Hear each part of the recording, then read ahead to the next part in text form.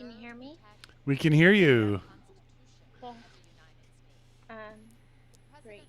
Cool. Yep, I just turned the stream on. Welcome to the stream, the Bark Eaters Den and the Commune stream, and we're listening to the January 6th committee meeting tonight, and we'll try and be quiet. Sounds good.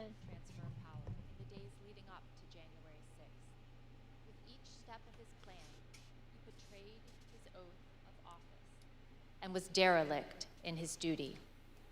Tonight, we will further examine President Trump's actions on the day of the attack on the Capitol.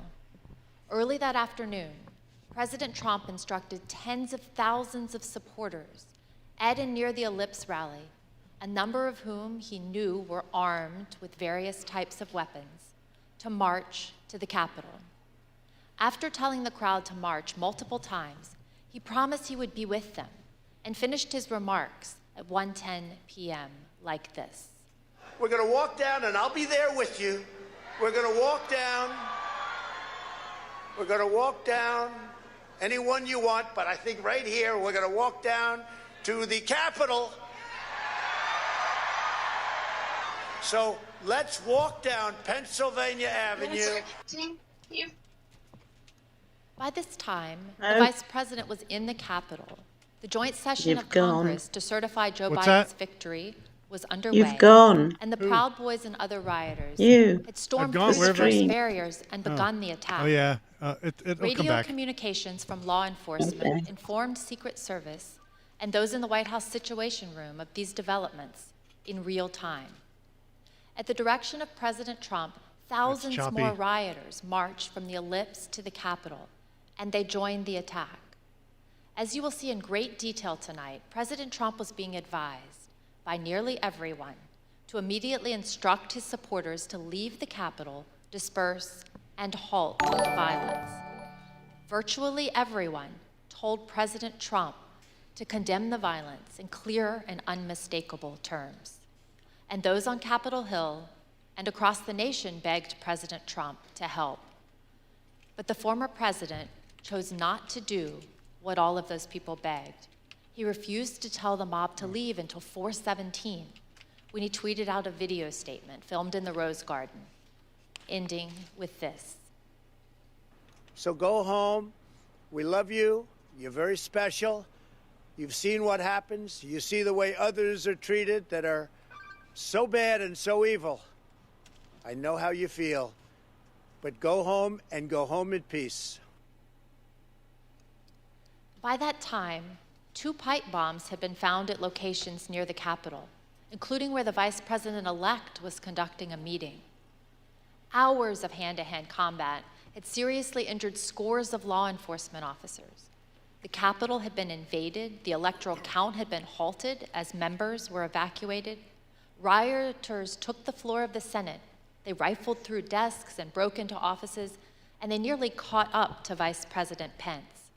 Guns were drawn on the House floor, and a rioter was shot attempting to infiltrate the chamber. We know that a number of rioters intended acts of physical violence against specific elected officials. We know virtually all the rioters were motivated by President Trump's rhetoric that the election had been stolen, and they felt they needed to take their country back. This hearing is principally about what happened inside of the White House that afternoon.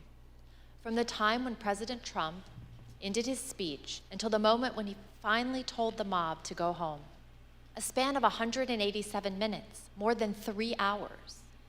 What you will learn is that President Trump sat in his dining room and watched the attack on television, while his senior-most staff, closest advisors, and family members begged him to do what is expected of any American president. I served proudly for 20 years as an officer in the United States Navy. Veterans of our armed forces know firsthand the leadership that's required in a time of crisis, urgent and decisive action that puts duty and country first. But on January 6th, when lives and our democracy hung in the balance, President Trump refused to act because of his selfish desire to stay in power. And I yield to the gentleman from Illinois, Mr. Kinzinger. Thank you. Thank you, Ms. Loria. 1 week after the attack, Republican leader Kevin McCarthy acknowledged the simple truth. President Trump should have acted immediately to stop the violence. During our investigation, General Mark Milley, the chairman of the Joint Chiefs of Staff, also remarked on the president's failure to act. Let's hear what they had to say. The president bears responsibility for Wednesday's attack on Congress by mob rioters. He should have immediately denounced the mob when he saw what was unfolding. These facts require immediate action by President Trump. Yeah, he's the commander-in-chief. You got an assault going on the Capitol of the United States of America. And there's nothing. No call, nothing, zero. Like my colleague from Virginia, I'm a veteran. I served in the Air Force and I serve currently in the Air National Guard. I can tell you that General Milley's reaction to President Trump's conduct is 100% correct. And so was Leader McCarthy's. What explains President Trump's behavior? Why did he not take immediate action in a time of crisis?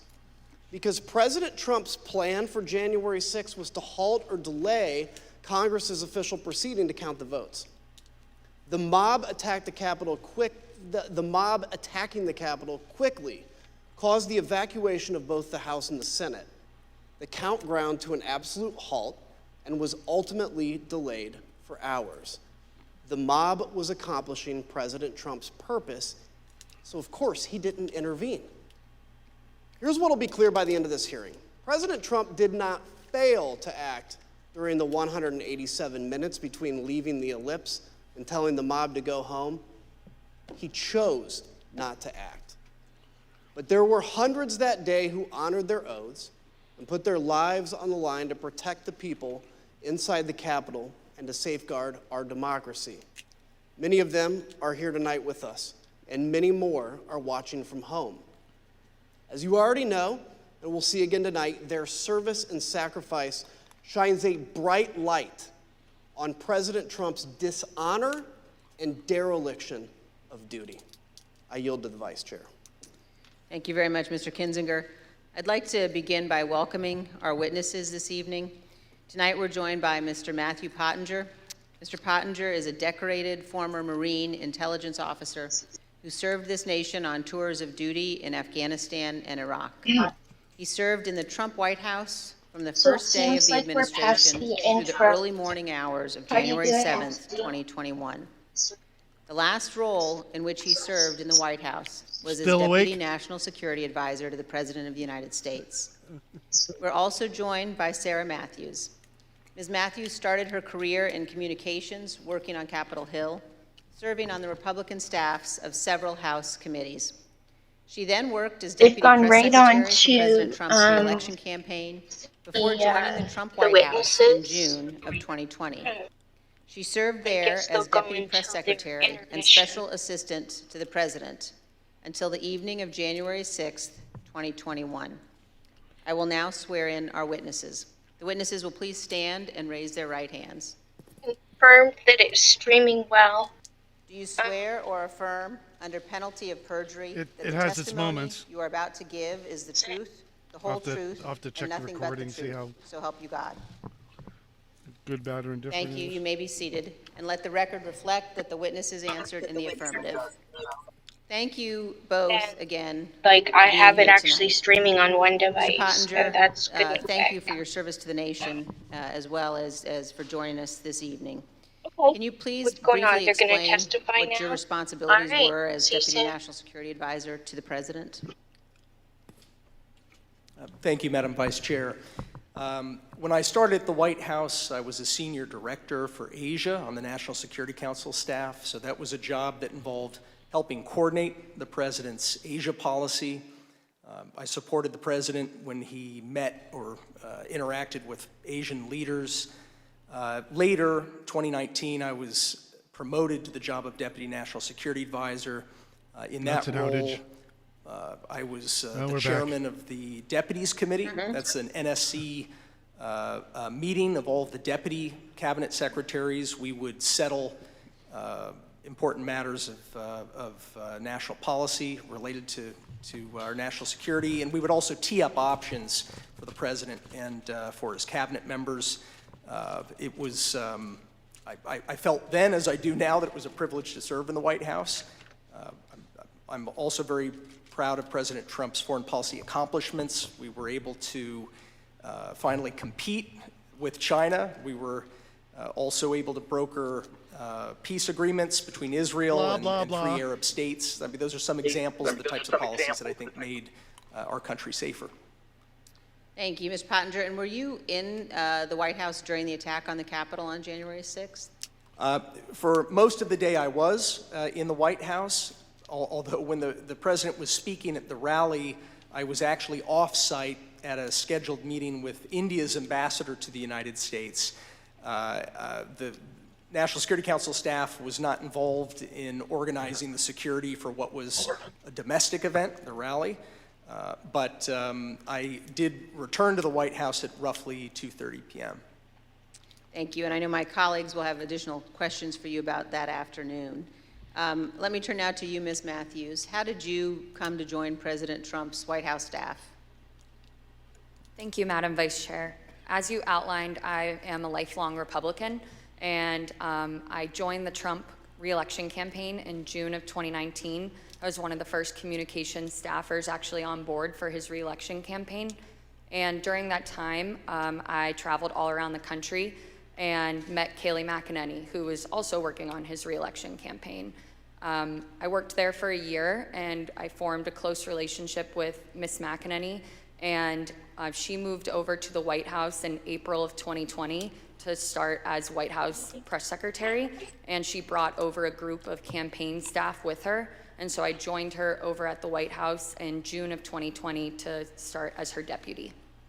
And were you, Ms. Matthews, at work in the White House on January 6th? Yes, I was working out of the West Wing that day. Thank you. And now I'd like to recognize the gentlewoman from Virginia and the gentleman from Illinois. Thank you, Madam Vice Chair. As you've seen in our prior hearings, President Trump summoned the mob to D.C. on January 6th. Before he went on stage, he knew some of them were armed and prepared for combat. During his speech, he implored them to march to the Capitol, as he had always planned to do. By the time he walked off the stage, his supporters had already breached the outer perimeter of the Capitol at the foot of Capitol Hill.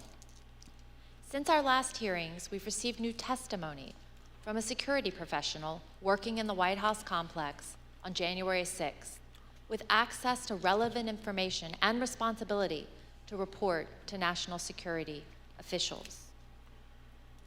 This security official told us that the White House was aware of multiple reports of weapons in the crowd that morning. We as a committee are cognizant of the fear of retribution expressed by certain national security witnesses who have come forward to tell the truth. We've therefore taken steps to protect this national security individual's identity. Listen to this clip from their testimony. What was the consistent message from the people about this idea of the president to walk to the Capitol? To be completely honest, we were all in a state of shock. Because why? Because it's just, one, I think the actual physical feasibility of doing it, and then also we all knew what that implicated and what that meant. That this was no longer a rally, that this was going to move to something else if he physically walked to the Capitol. I don't know if you want to use the word insurrection, coup, whatever. We all knew that this would move from a normal, democratic, public event into something else. What was driving that sentiment, considering this part of it, the actual breach of the Capitol, hadn't happened yet? Why were we alarmed? Right. The president wanted to lead tens of thousands of people to the Capitol. I think that was enough grounds for us to be alarmed. Even though he understood many of his supporters were armed, the president was still adamant to go to the Capitol when he got off the stage at the Ellipse. But his Secret Service detail was equally determined to not let him go. That led to a heated argument with the detail that delayed the departure of the motorcade to the White House. we have evidence from multiple sources regarding an angry exchange in the presidential SUV, including testimony we will disclose today from 2 witnesses who confirmed that a confrontation occurred. The first witness is a former White House employee with national security responsibilities. After seeing the initial violence at the Capitol on TV, the individual went to see Tony Ornato, the Deputy Chief of Staff in his office. Mr. Ornato was there with Bobby Engel, the President's lead Secret Service agent. This employee told us that Mr. Ornato said that the President was, quote, irate when Mr. Engel refused to drive him to the Capitol. Mr. Engel did not refute what Mr. Ornato said. The second witness is retired Sergeant Mark Robinson of the DC Police Department, who was assigned to the President's motorcade that day. He sat in the lead vehicle with a Secret Service agent responsible for the motorcade, also called the TS agent. Here's how Sergeant Robinson remembered the exchange. Was there any description of what was occurring in the car? No, the only description I received was that the president was upset and that he was adamant about going to the Capitol, and there was a heated discussion about that.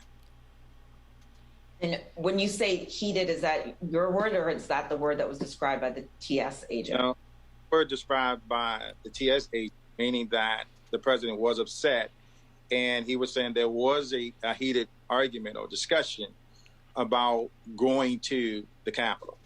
About how many times would you say you've been part of that motorcade with the president? Probably over 100 times. And in that 100 times, have you ever witnessed another discussion of an argument or heated discussion with the president where the president was contradicting where he was supposed to go or what the Secret Service believed was safe? No. Like other witnesses, Sergeant Robinson also testified that he was aware that individuals in the crowd were armed.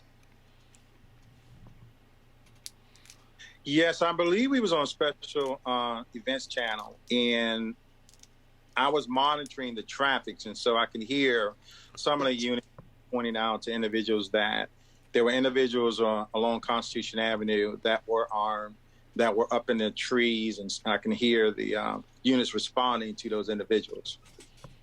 And so there's always a concern when there's a POTUS in the area. And like other witnesses, Sergeant Robinson told us that the president still wanted to travel to the Capitol, even after returning to the White House. So at the end of the speech, what was the plan supposed to be?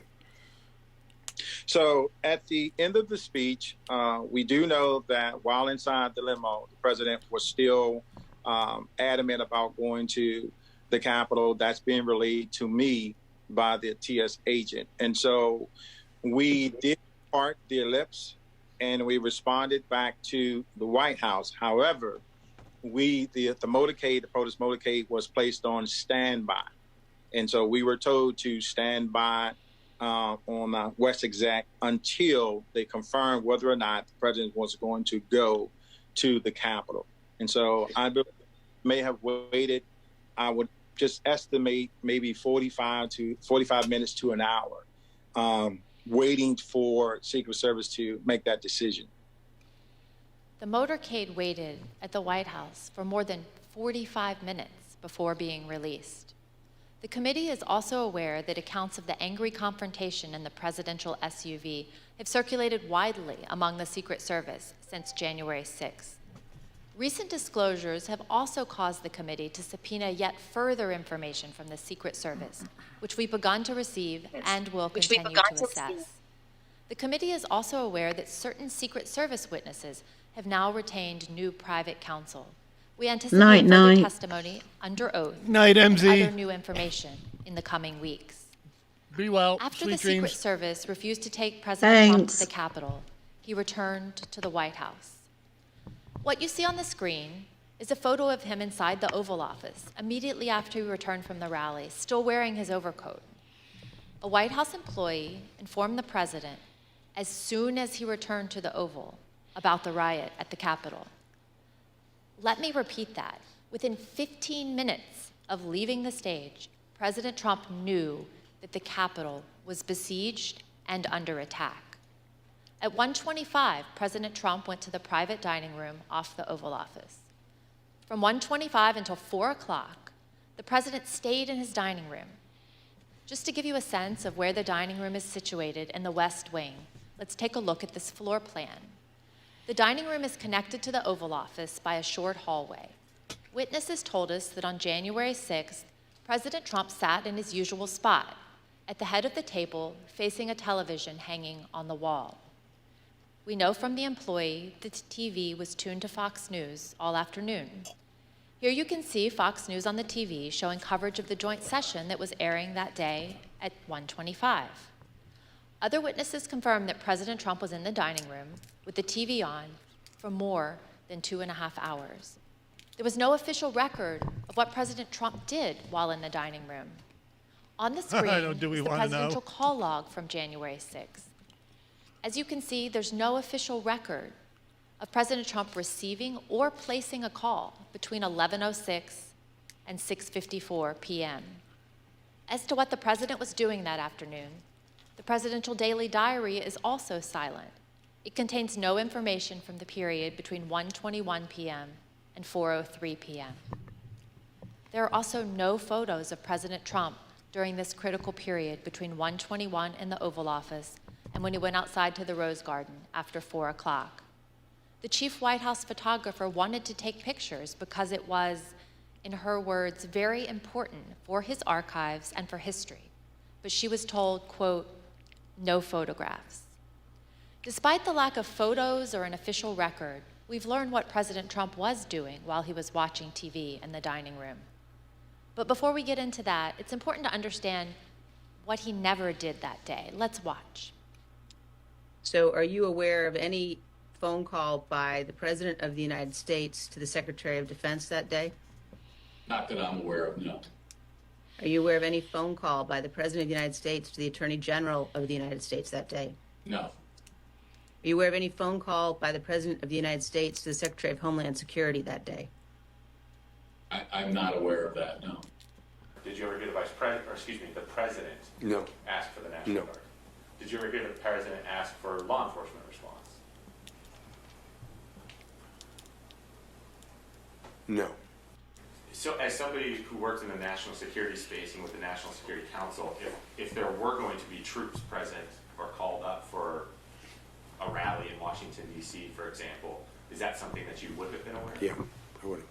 Do you know if you asked anybody to reach out to any of those that we just listed off? National Guard, DOD, FBI, Homeland Security, Secret Service, Mayor Bowser, the Capitol Police, about the situation in the Capitol? I am not aware of any of those requests. No, sir. We have confirmed in numerous interviews with senior law enforcement and military leaders, Vice President Pence's staff and DC government officials. None of them, not one, heard from President Trump that day. He did not call to issue orders. He did not call to offer assistance. This week we received additional testimony from yet another witness about why the president didn't make any efforts to quell the attack. The former White House employee with national security responsibilities told us about a conversation with senior advisor Eric Hirschman and Pat Cipollone, the top White House lawyer. This conversation was about a pending call from the Pentagon seeking to coordinate on the response to the attack. Mr. Hirschman turned to Mr. Cipollone and said, the president didn't want to do anything. And so Mr. Cipollone had to take the call himself. So if President Trump wasn't calling law enforcement or military leaders, what did President Trump spend his time doing that afternoon while he first settled into the dining room? He was calling senators to encourage them to delay or object to the certification. Here's Kayleigh McEnany, his press secretary, to explain. All right, then it says back there, and he wants list of senators. And then he's calling them one by one. Do you know which ones he called? To the best of my recollection, no. As I say in my notes, he wanted a list of the senators, and I left him at that point. Because the presidential call log is empty, we do not yet know precisely which senators President Trump was calling. But we do know from Rudy Giuliani's phone records that President Trump also called him at 1:39, after he had been told that the riot was underway at the Capitol. Mr. Giuliani was President Trump's lead election attorney. According to the phone records, the president's call with him lasted approximately 4 minutes. Recall that Fox News was on in the dining room. Let's take a look at what was airing as this call was ending. The president, as we all saw, fired this crowd up. They've all, tens of thousands, maybe 100,000 or more, have gone down to the Capitol or elsewhere in the city, and they're very upset. Now, I jumped down as soon as we heard the news that Brett gave you about Mike Pence. I started talking to these people. I said, what do you think? One woman, an Air Force veteran from Missouri, said she was, quote, disgusted to hear that news and that it was his duty to do something. And I told her, I said, there's nothing in the Constitution unilaterally that Vice President Pence could do. She said, that doesn't matter. He should have fought for Trump. At 1:49, here's what was happening at the Capitol with President Trump's fired up supporters. We're going to give riot warning. We're going to try and get compliance, but this is now effectively a riot. 49 hours declaring it a riot.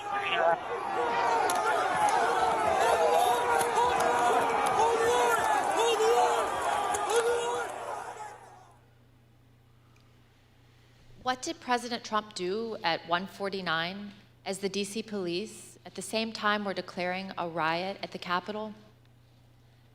As you can see on the screen, he tweeted out a link to the recording of his ellipse speech. This was the same speech in which he knowingly sent an armed mob to the Capitol. But President Trump made no comment about the lawlessness and the violence. I yield to the gentleman from Illinois. The next action President Trump took was to tweet at 2:24 p.m. What happened during the 35 minutes between his last tweet at 1:49 and 2:24? His staff repeatedly came into the room to see him and plead that he make a strong public statement condemning the violence and instructing the mob to leave the Capitol. He did not relent until after 4 o'clock when he went out to go to the Rose Garden to film his now infamous go home message. Pat Cipollone was a top White House lawyer. Here's what he told us about his reaction to seeing the violence and his advice throughout the afternoon. When did you first realize that there was actual violence or rioting? I first realized that it may have been on television, or it may have been Tony, or it may have been Bill, but I found out that people were, they weren't in the Capitol yet, but they were, and then I started watching it, and, then I was aware. What specifically did you think needed to be done? I think I was pretty clear there needed to be an immediate and forceful response statement, public statement, that people need to leave the Capitol now. My question is exactly that. That it sounds like you, from the very onset of violence at the Capitol, right around 2 o'clock, were pushing for a strong statement that people should leave the Capitol. Is that right? I was, and others were as well. Okay. Pat, you said that you expressed your opinion forcefully. Could you tell us exactly how you did that? Yeah, I can't, don't have, I have to, on the privilege issue, I can't talk about conversations with the president, but I can generically say that I said, people need to be told, there needs to be a public announcement fast that they need to leave the Capitol. And Pat, could you let us know approximately when you said that? Approximately when? Almost immediately after I found out people were getting into the Capitol or approaching the Capitol in a way that was violent. Do you remember any discussion with Mark Meadows with respect to his view that the president didn't want to do anything, was somehow resistant to wanting to say something along the lines that you suggest? And it's not just to be clear, many people suggested it. Yeah. Not just me, many people felt the same way.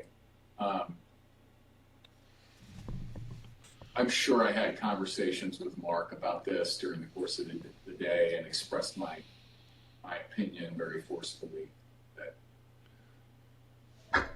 this needs to be done. So your advice was tell people to leave the Capitol, and it took over 2 hours when there were subsequent statements made, tweets put forth that in your view were insufficient. Did you continue, Mr. Cipollone, throughout the period of time up until 4/17, continue, you and others, to push for a stronger statement? Yes. Were you joined in that effort by Ivanka Trump? Yes. By Eric Hirschman? Yes. By Mark Meadows? Yes. White House counsel's office wanted there to be a strong statement out to condemn the rioters. I'm confident in that. I'm confident that Ivanka Trump wanted there to be a strong statement to condemn the rioters. I don't know the private conversation she had with Mr. Trump, but I remember when she came to the office one time with White House counsel's office, when she came to the chief of staff's office with White House counsel's office, she was talking about the speech later that day and trying to get her dad on board with saying something that was more direct than he had wanted to at the time and throughout the afternoon. And I think Mark also I remember him getting Ivanka involved because he's like, get Ivanka down here because he thought that would be important. I don't think Jared was there in the morning, but I think he came later. I remember thinking it was important to get him in there too. And of course, Pat Philbin, was expressing the same things. I mean, Pat Philbin, was very, as I said, I don't think there was one of these meetings where there might have been, but for the most part, I remember that both of us going down together, going back, getting on phone calls. He was also very clearly expressing this view. Pat Cipollone and Cassidy Hutchinson, an aide to Chief of Staff Mark Meadows, also told us about the Hang Mike Pence chants. As you will see, Mr. Cipollone recalled conversations about those chants in the West Wing, but he relied on executive privilege to maintain confidentiality over his and others' direct communications with the president. Although Mr. Cipollone was unwilling to provide more detail, Ms. Hutchison provided more explicit information, filling in those blanks. See that for yourself. It wasn't until Mark hung up the phone, handed it back to me. I went back to my desk. A couple minutes later, him and Pat came back, possibly Eric Hirschman too. I'm pretty sure Eric Hirschman was there. But I'm confident it was Pat that was there. I remember Pat saying something to the effect of, Mark, we need to do something more. They're literally calling for the vice president to be effing hung. And Mark had responded something to the effect of, you heard him, Pat. He thinks Mike deserves it. He doesn't think they're doing anything wrong. To which Pat said something, this is effing crazy. We need to be doing something more. Briefly stepped into Mark's office. Do you remember any discussion at any point during the day about rioters at the Capitol chanting, hang Mike Pence? Yes, I remember hearing about that, yes. Yeah. I don't know if I observed that myself on TV yet. I'm just curious, I understand the privilege line you've drawn, but do you remember what you can share with us about the discussion about those chants, the hang Mike Pence chants?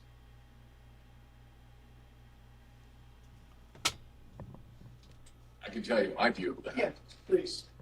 My view of that is outrageous. And for anyone to suggest such a thing as the Vice President of the United States, for people in that crowd to be chanting that, I thought it was terrible. I thought it was outrageous and wrong. And I expressed that very clearly. With respect to your conversations with Mr. Meadows, though, did you specifically raise a concern over the Vice President with him, and how did he respond?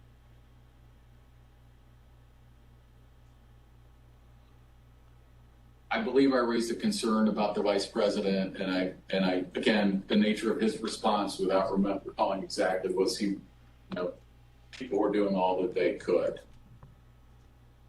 And what about the president? Did he indicate whether he thought the president was doing what needed to be done to protect the vice president?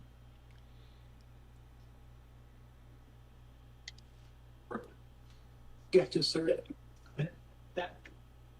That question. Call for production meeting. Yeah. Okay. I'm being shut down. I see.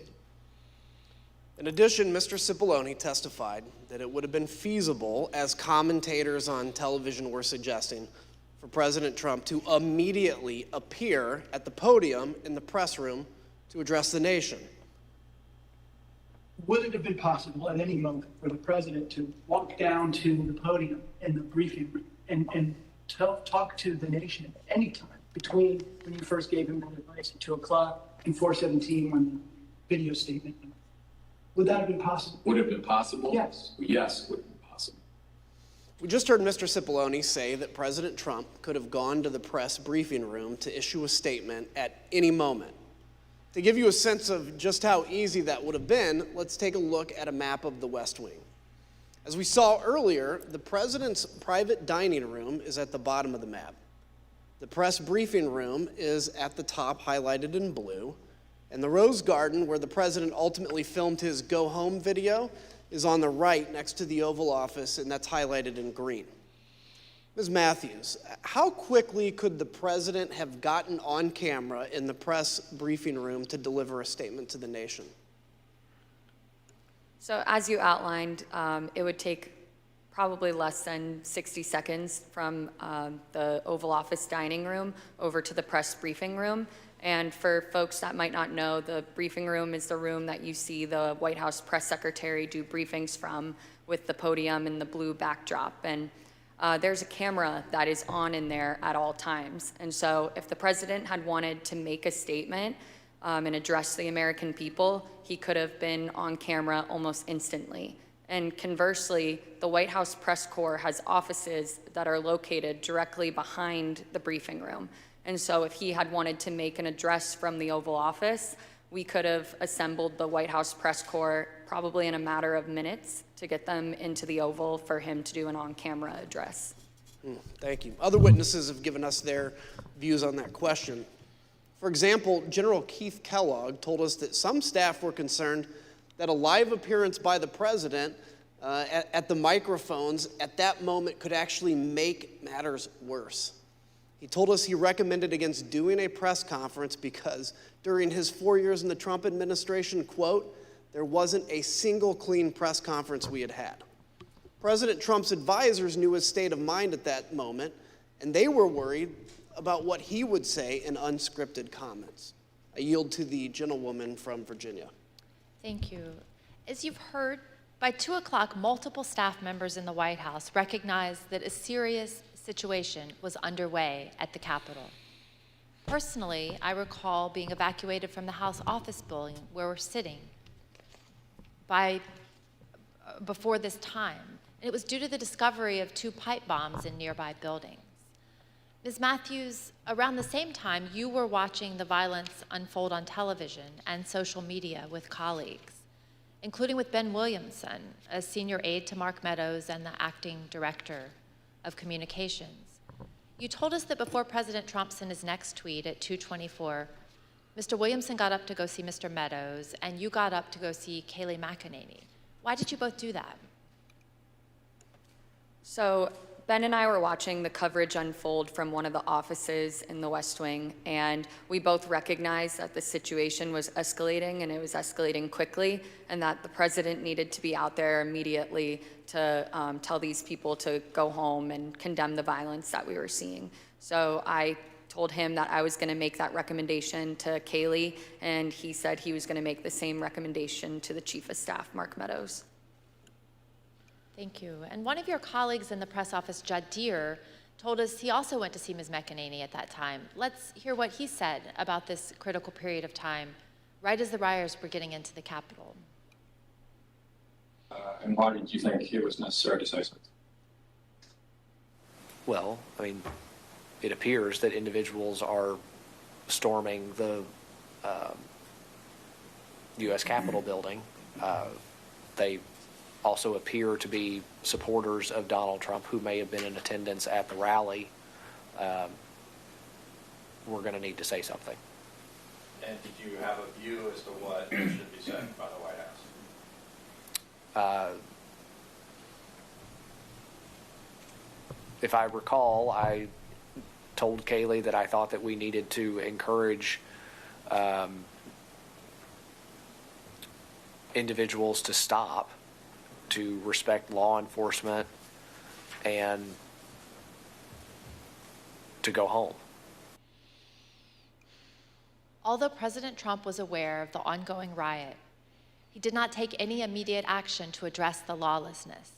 Instead, at 2:03, he called Rudy Giuliani again, and that call lasted for over 8 minutes.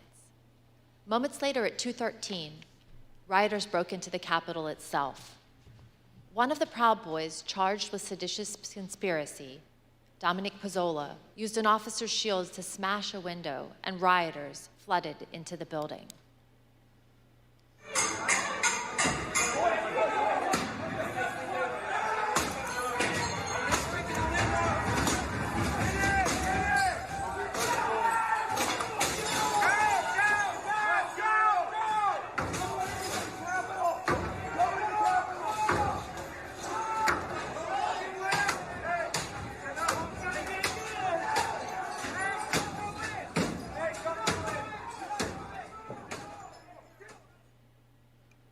As rioters were entering the building, the Secret Service held Vice President Pence in his office right off the Senate chamber for 13 minutes as they worked to clear a safe path to a secure location. Now listen to some of that radio traffic and see what they were seeing as the protesters got just feet away from where the Vice President was holding.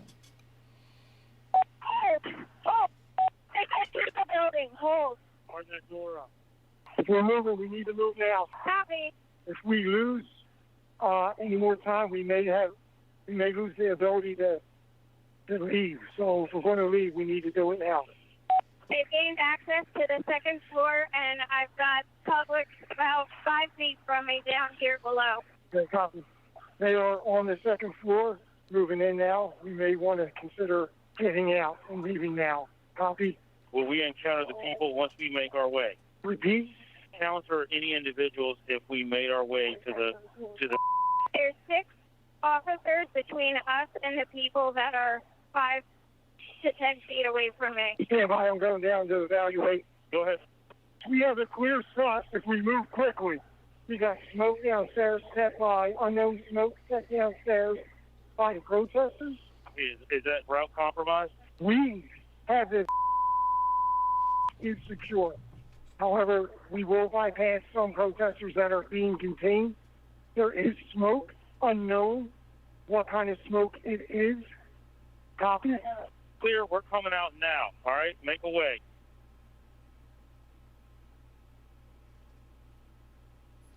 The President's National Security Council staff was listening to these developments and tracking them in real time. On the screen, you can see excerpts from the chat logs among the President's National Security Council staff. At 2:13, the staff learned that the rioters were kicking in the windows at the Capitol. 3 minutes later, the staff said the Vice President was being pulled, which meant agents evacuated him from the Senate floor. At 2:24, the staff noted that the Secret Service agents at the Capitol did not, quote, sound good right now. Earlier, you heard from a security professional who had been working in the White House complex on January 6th with access to relevant information and a responsibility to report to national security officials. We asked this person, what was meant by the comment that the Secret Service agents did not, quote, sound good right now? In the following clip of that testimony, which has been modified to protect the individual's identity, the professional discusses what they heard from listening to the incoming radio traffic that day. Okay, that last entry in this page is service to the Capitol does not sound good right now. Correct. What does that mean? The members of the VP detail at this time were starting to fear for their own lives. There was a lot of yelling, a lot of very personal calls over the radio. So it was disturbing. I don't like talking about it, but there were calls to say goodbye to family members, so on and so forth. It was getting, for whatever the reason was on the ground, the BP detail thought that this was about to get very ugly.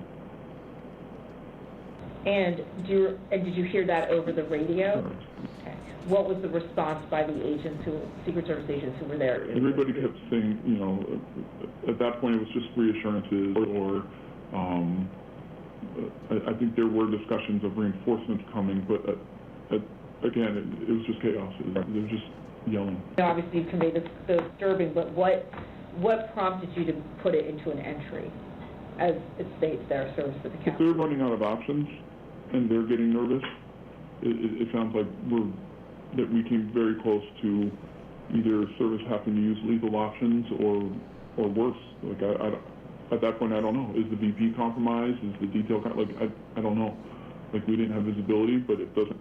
If they're screaming and saying things like say goodbye to the family, like, the floor needs to know this is going to a whole nother level soon. As this next video shows, the rioters' anger was focused primarily on Vice President Mike Pence. This woman comes up to the side of us and she says, "Pence folded." So it was kind of like, okay, well, in my mind, I was thinking, well, that's it, you know. Well, my son-in-law looks at me and he says, "I want to go in." What percentage of the crowd is going to the Capitol? 100%. It is spread like wildfire that Pence has betrayed us, and everybody's marching on the Capitol. All 1 million of us. It's insane. Not stick up for Donald Trump. Mike Pence traitor.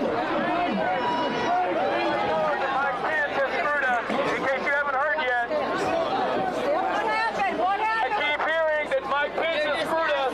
That's the word. I keep hearing reports that Mike Pence has screwed us. Did people appear angry as you were walking to the Capitol? Yeah, a lot of people seem like they're very upset. Tell us some of the things they were saying, if you recall. Oh, they were saying all types. You know, people were screaming all types of stuff. They were mad that Vice President Pence was going to accept the electorals. I mean, it was a little. If you could think it up, you were hearing it. I believe that Vice President Pence was going to certify the electoral votes or not certify them, but I guess that's just changed, correct? And it's a very big disappointment. I think there's several 100,000 people here that are very disappointed. President Trump did not try to calm his thousands of disappointed supporters. Instead, at almost the same moment violence was getting completely out of hand, Donald Trump sent his 224 tweet. The president said, "Mike Pence didn't have the courage to do what should have been done to protect our country and our Constitution." Despite knowing the Capitol had been breached and the mob was in the building, President Trump called Mike Pence a coward and placed all the blame on him for not stopping the certification. He put a target on his own vice president's back. Mr. Pottinger and Ms. Matthews, when we ask you about your reaction to seeing the 224 tweet in real time, you both used the same imagery to describe it. President Trump was adding fuel to the fire. Mr. Pottinger, you made the decision to resign after seeing this tweet. Can you please tell us why? Yes. So that was pretty soon after or shortly before I'd gotten back to the White House. I'd come from off-site. I began to see for the first time those images on TV of the chaos that was unfolding at the Capitol. One of my aides handed me a sheet of paper that contained the tweet that you just read. I read it and was quite disturbed by it. I was disturbed and worried to see that the president was attacking Vice President Pence for doing his constitutional duty. So the tweet looked to me like the opposite of what what we really needed at that moment, which was a de-escalation.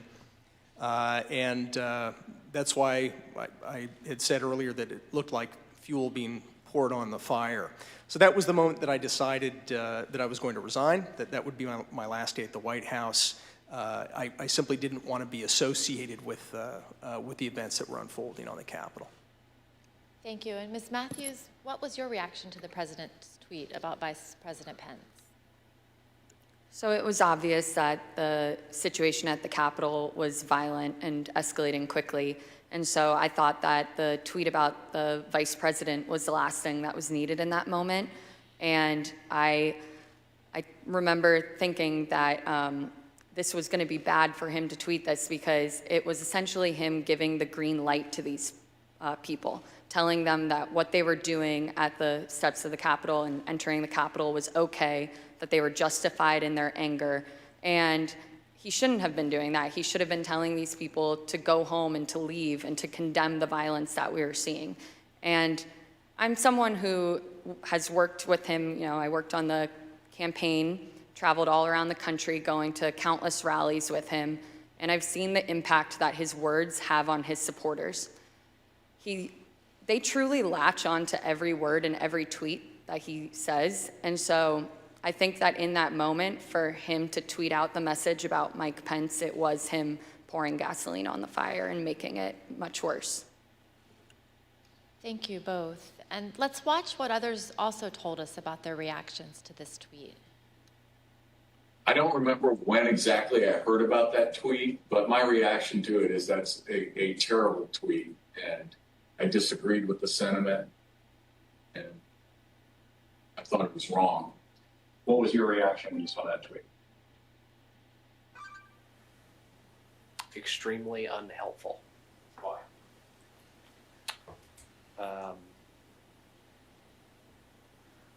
It wasn't the message that we needed at that time.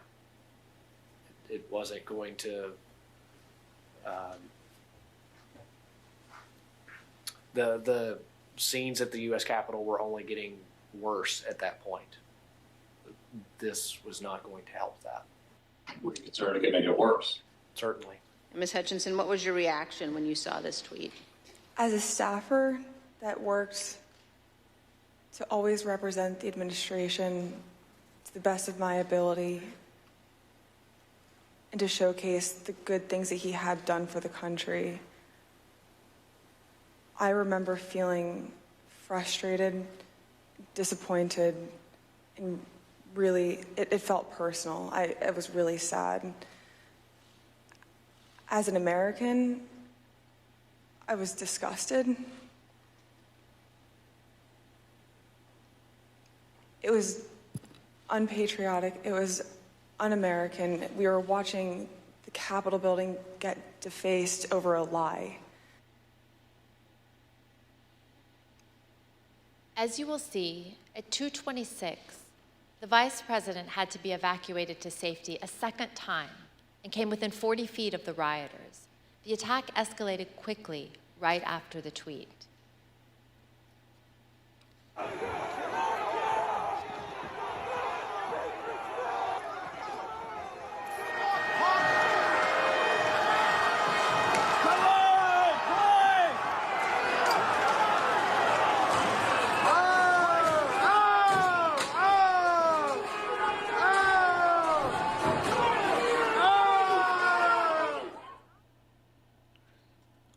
During this chaos, what did President Trump do at that point?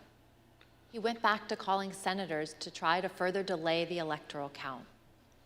While the vice president was being evacuated from the Senate, President Trump called Senator Tommy Tuberville, one of his strongest supporters in the Senate. As Senator Tuberville later recalled, he had to end the call so that he could evacuate the Senate chamber himself. Let's listen. He didn't call my phone, called somebody else, and they handed it to me. And I basically told him, I said, Mr. President, we're not doing much work here right now because they just took our vice president out. And matter of fact, I'm going to have to hang up on you. I've got to leave. Senator Josh Hawley also had to flee. Earlier that afternoon, before the joint session started, he walked across the east front of the Capitol. As you can see in this photo, he raised his fist in solidarity with the protesters already amassing at the security gates. We spoke with a Capitol Police officer who was out there at the time. She told us that Senator Hawley's gesture riled up the crowd, and it bothered her greatly because he was doing it in a safe space, protected by the officers and the barriers. Later that day, Senator Hawley fled after those protesters he helped to rile up stormed the Capitol. See for yourself.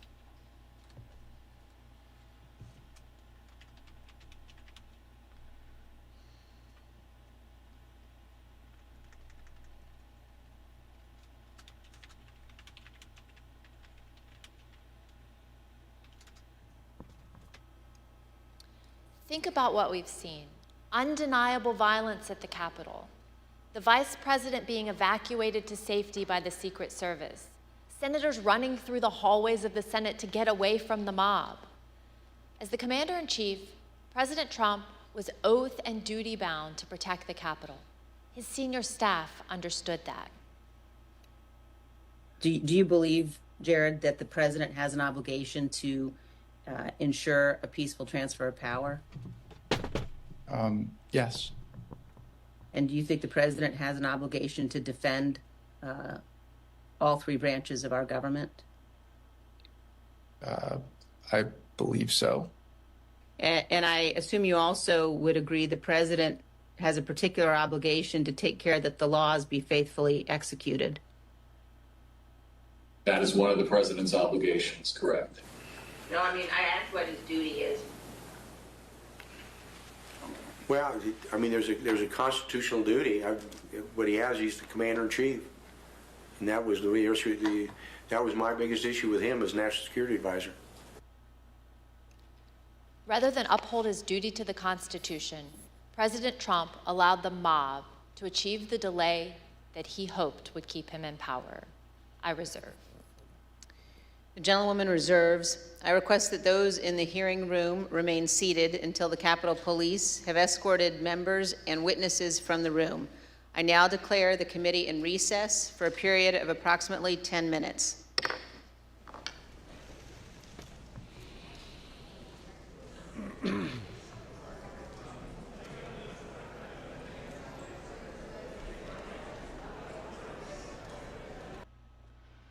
Ah, well, interesting.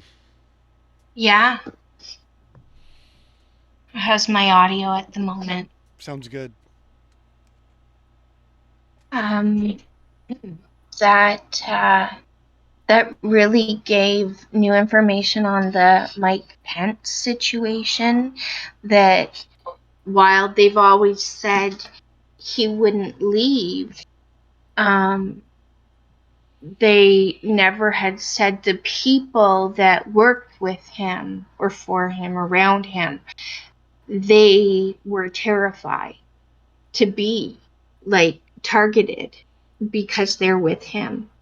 So that's like shedding new light on that scenario, and the fact that they perhaps came up with a plan that they all escape without him and he stays behind. That was a new layer for me. Yeah, from the point of view of the Secret Service and them like aides and Secret Service, practically right? panicking, yeah. Right. And then that thing at the very end with Josh Hawley running, that's a little bit confusing. Because in one frame he is running directly across a hall by himself, and in another frame he's descending some stairs. But in a group, and presumably a group of other Congress people. I don't know. Yeah, we don't know how the timing of the clocks on the cameras. We don't know how long it took them for got pointed. But I think the big thing was they were showing Hawley like in a hurry to get out, but then like when he was outside and like they mentioned before, given the his way in. Given the He was, fist, like at the other place, wherever the hell other place was, being protected by, yeah, that he that was was like, on his end in the beginning, Yeah. before it all went down, and he was acknowledging that there was like Proud Boys and Oath Keepers in position that weren't actually over at the rally, they were at the gates, and so that was interesting. And then there's voices that are altered, and I think they're doing a unique job. They're doing, at this point, they're faced with a problem that they can't reveal some people's testimony.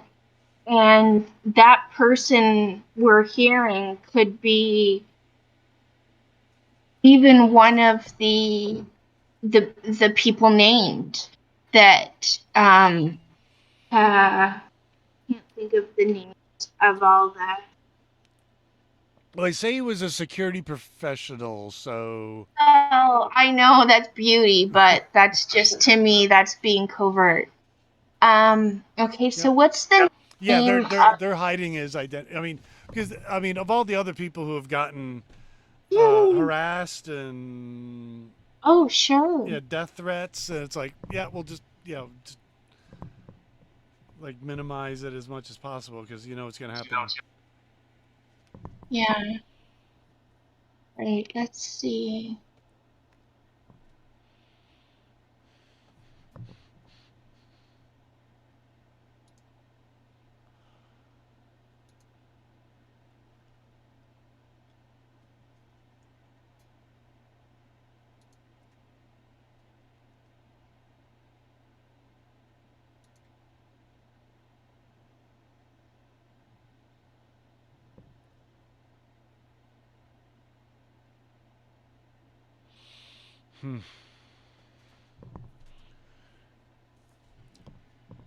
Yeah, there's he said it's they're gonna start back up in September, and I didn't hear that part. yeah, I wasn't. because there's because so much new information is coming in that they gotta. So they are going to do more. Oh yeah. This may be the last public thing that we see till September, but I mean they're gonna be busy. They've got a lot to do, and apparently they've done a lot. They've done a whole lot, which there's a lot.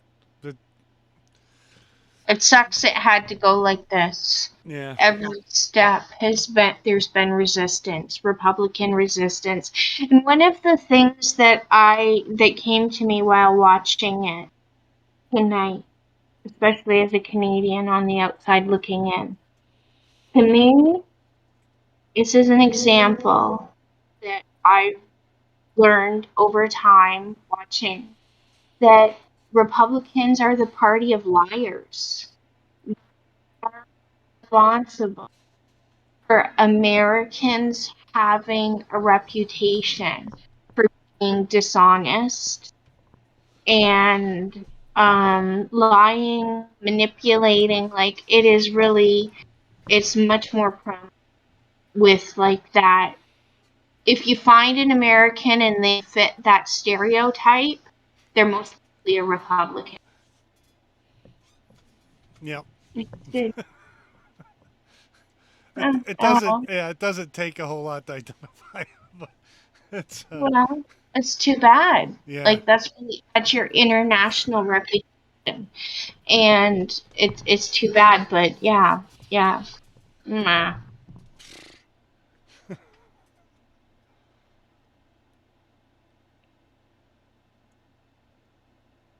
Oh, they're showing 2 different rooms. Yeah, the press room and this room apparently. Okay. They keep switching between them.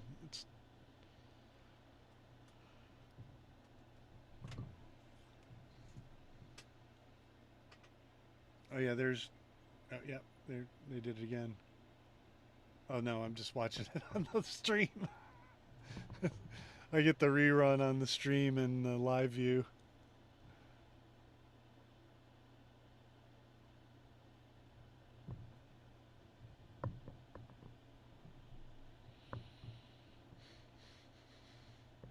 Trump just put out a statement, huh?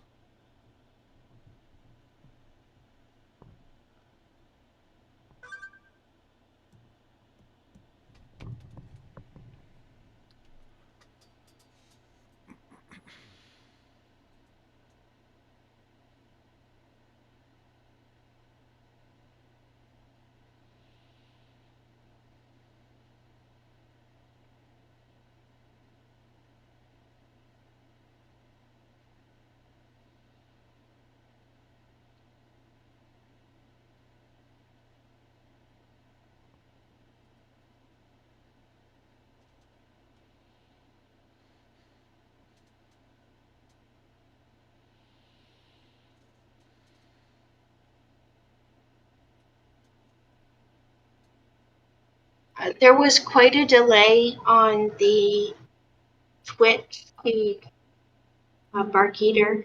By the time it gets picked up, I guess what, off TYT? Is that where you're watching it? No. It's James. On C-SPAN. C-SPAN, cool.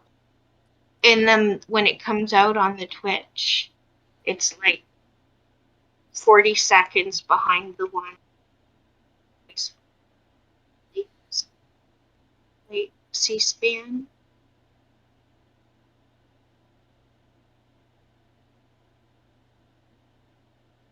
I think it may have been 10 minutes by now.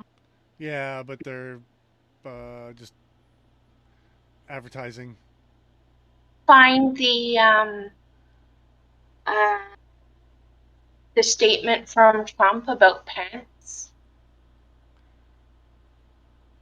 I haven't seen it yet. Look at American news.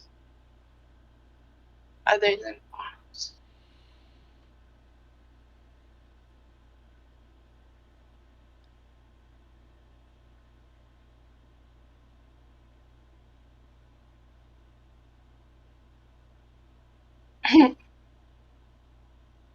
I see here you wrote, "Hey Tweb, thanks for dropping by."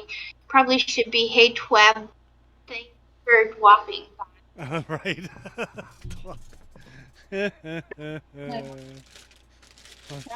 Let's think about that. If they're still watching. Tammy. No. No. What's this? Okay. I don't understand all of these headlines on CNN. BBC. Isn't it time for them all to get back in their seats? Yeah, their 10 minutes is like a half hour, though. I know, I think I felt that last time, but gee, like, come on, dudes. You chose not to ask.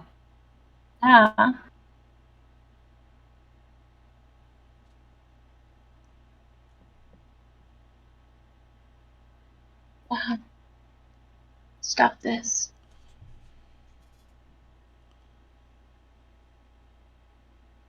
What? What?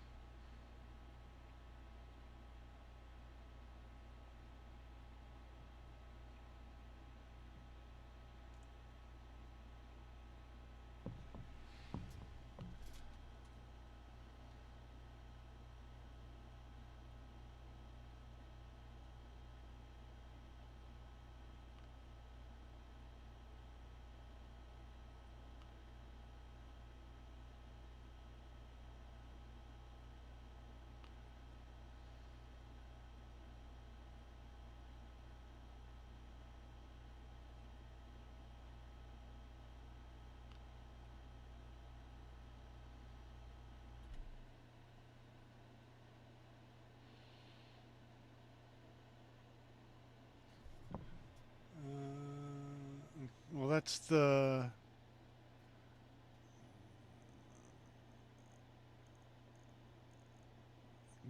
Oh, they're coming back.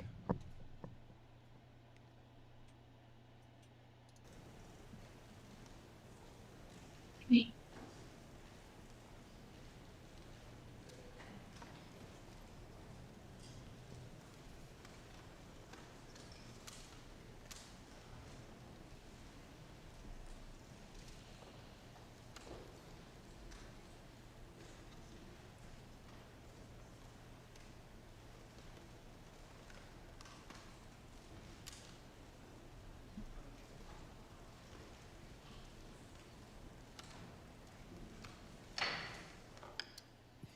The committee will be in order. I now recognize the gentleman from Illinois. We left at the recess just after President Trump's 224 tweet attacking the vice president. By this time, the president had been in his dining room for an hour. I want you to just think of what you would have done if you were in his shoes and had the power to end the violence. You would have immediately and forcefully told the rioters to stop and leave. Like, stop and leave. Done. As you heard, that's exactly what his senior staff had been urging him to do. But he resisted, and he kept resisting for another almost 2 hours. In the meantime, all the president did was post 2 tweets. One at 2:38 and the other at 3:13. One said, quote, "Stay peaceful." The other said, quote, "Remain peaceful." But the president already knew that the mob was attacking the police and had invaded the Capitol. Neither tweet condemned the violence or told the mob to leave the Capitol and disperse. To appreciate how obvious it was that President Trump was not meeting this moment, it's helpful to look at the real-time reactions of his own son, Don Jr., to the first tweet, captured in a series of text messages with Mark Meadows. I'll warn the audience that these messages contain some strong language. As you can see, Don Jr. first texted Mr. Meadows at 2:53. He wrote, "He's got to condemn this shit ASAP. The Capitol Police tweet is not enough." Mr. Meadows replied, "I am pushing it hard. I agree." Don Jr. responded, "This is one you go to the mattresses on. They will try to fuck his entire legacy if it gets worse." Here's what Don Jr. told us he meant by go to the mattresses. At 2:58, when you say that that Mr. Meadows needs to go to the mattresses on this issue, when you say go to the mattresses, what does that mean? It's just a reference for going all in. I think it's a Godfather reference. Sean Hannity agreed, and he also turned to Mark Meadows for help after the president's second tweet. As you can see, Mr. Hannity texted at 3:31 to say Trump needed to deliver a statement to the nation telling the rioters to leave the Capitol. Mr. Meadows responded that he was, quote, on it. Don Jr. and Sean Hannity were not the only ones who implored Mr. Meadows to get the president to speak to the nation and tell the mob to leave, to go home, go home. Throughout the attack, Mr. Meadows received texts from Republican members of Congress, from current and former Trump administration officials, from media personalities, and from friends. Like President Trump's staff, they knew President Trump had to speak publicly to get the mob to stop. Let's look at just a few of these text messages. Fox News personality Laura Ingraham said, "The president needs to tell the people in the Capitol to go home." Former Chief of Staff Mick Mulvaney urged Mark, he needs to stop this now. Fox News personality Brian Kilmeade said, "Please get him on TV, destroying everything that you guys have accomplished." When we interviewed White House counsel Pat Cipollone, he told us that he knew the president's 2 tweets were not enough. Let's listen to what he said. I think the question is, did you believe that the tweets were not anything about your advice to the president? No, I believe more needed to be done. Okay? I believed that a public statement needed to be made. When you talk about others on the staff thinking more should be done, or thinking that the president needed to tell people to go home, who would you put in that category? Well, I would put Pat Philbin, Eric Hirschman, overall Mark Meadows, Ivanka, once Jared got there, Jared, General Kellogg.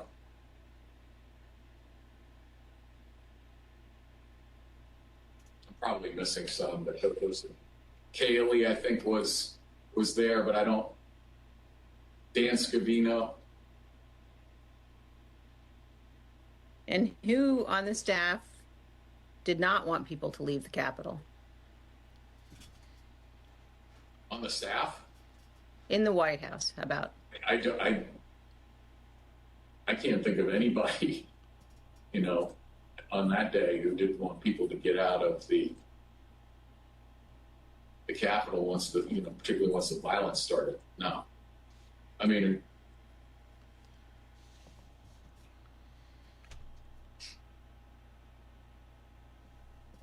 what about the president? Yeah. She said the staff.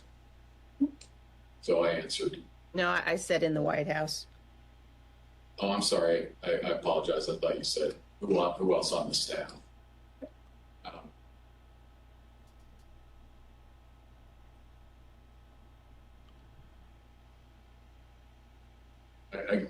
I can't reveal communications, but obviously I think, yeah.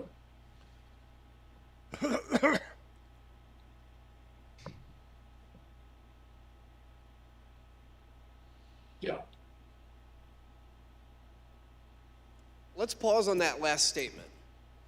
Although Pat Cipollone is being careful about executive privilege, there really is no ambiguity about what he said. Almost everybody wanted President Trump to instruct the mob to disperse. President Trump refused. To understand how inadequate the president's tweets were, let's examine his 238 tweet in more detail. For context, here's what was happening at that time.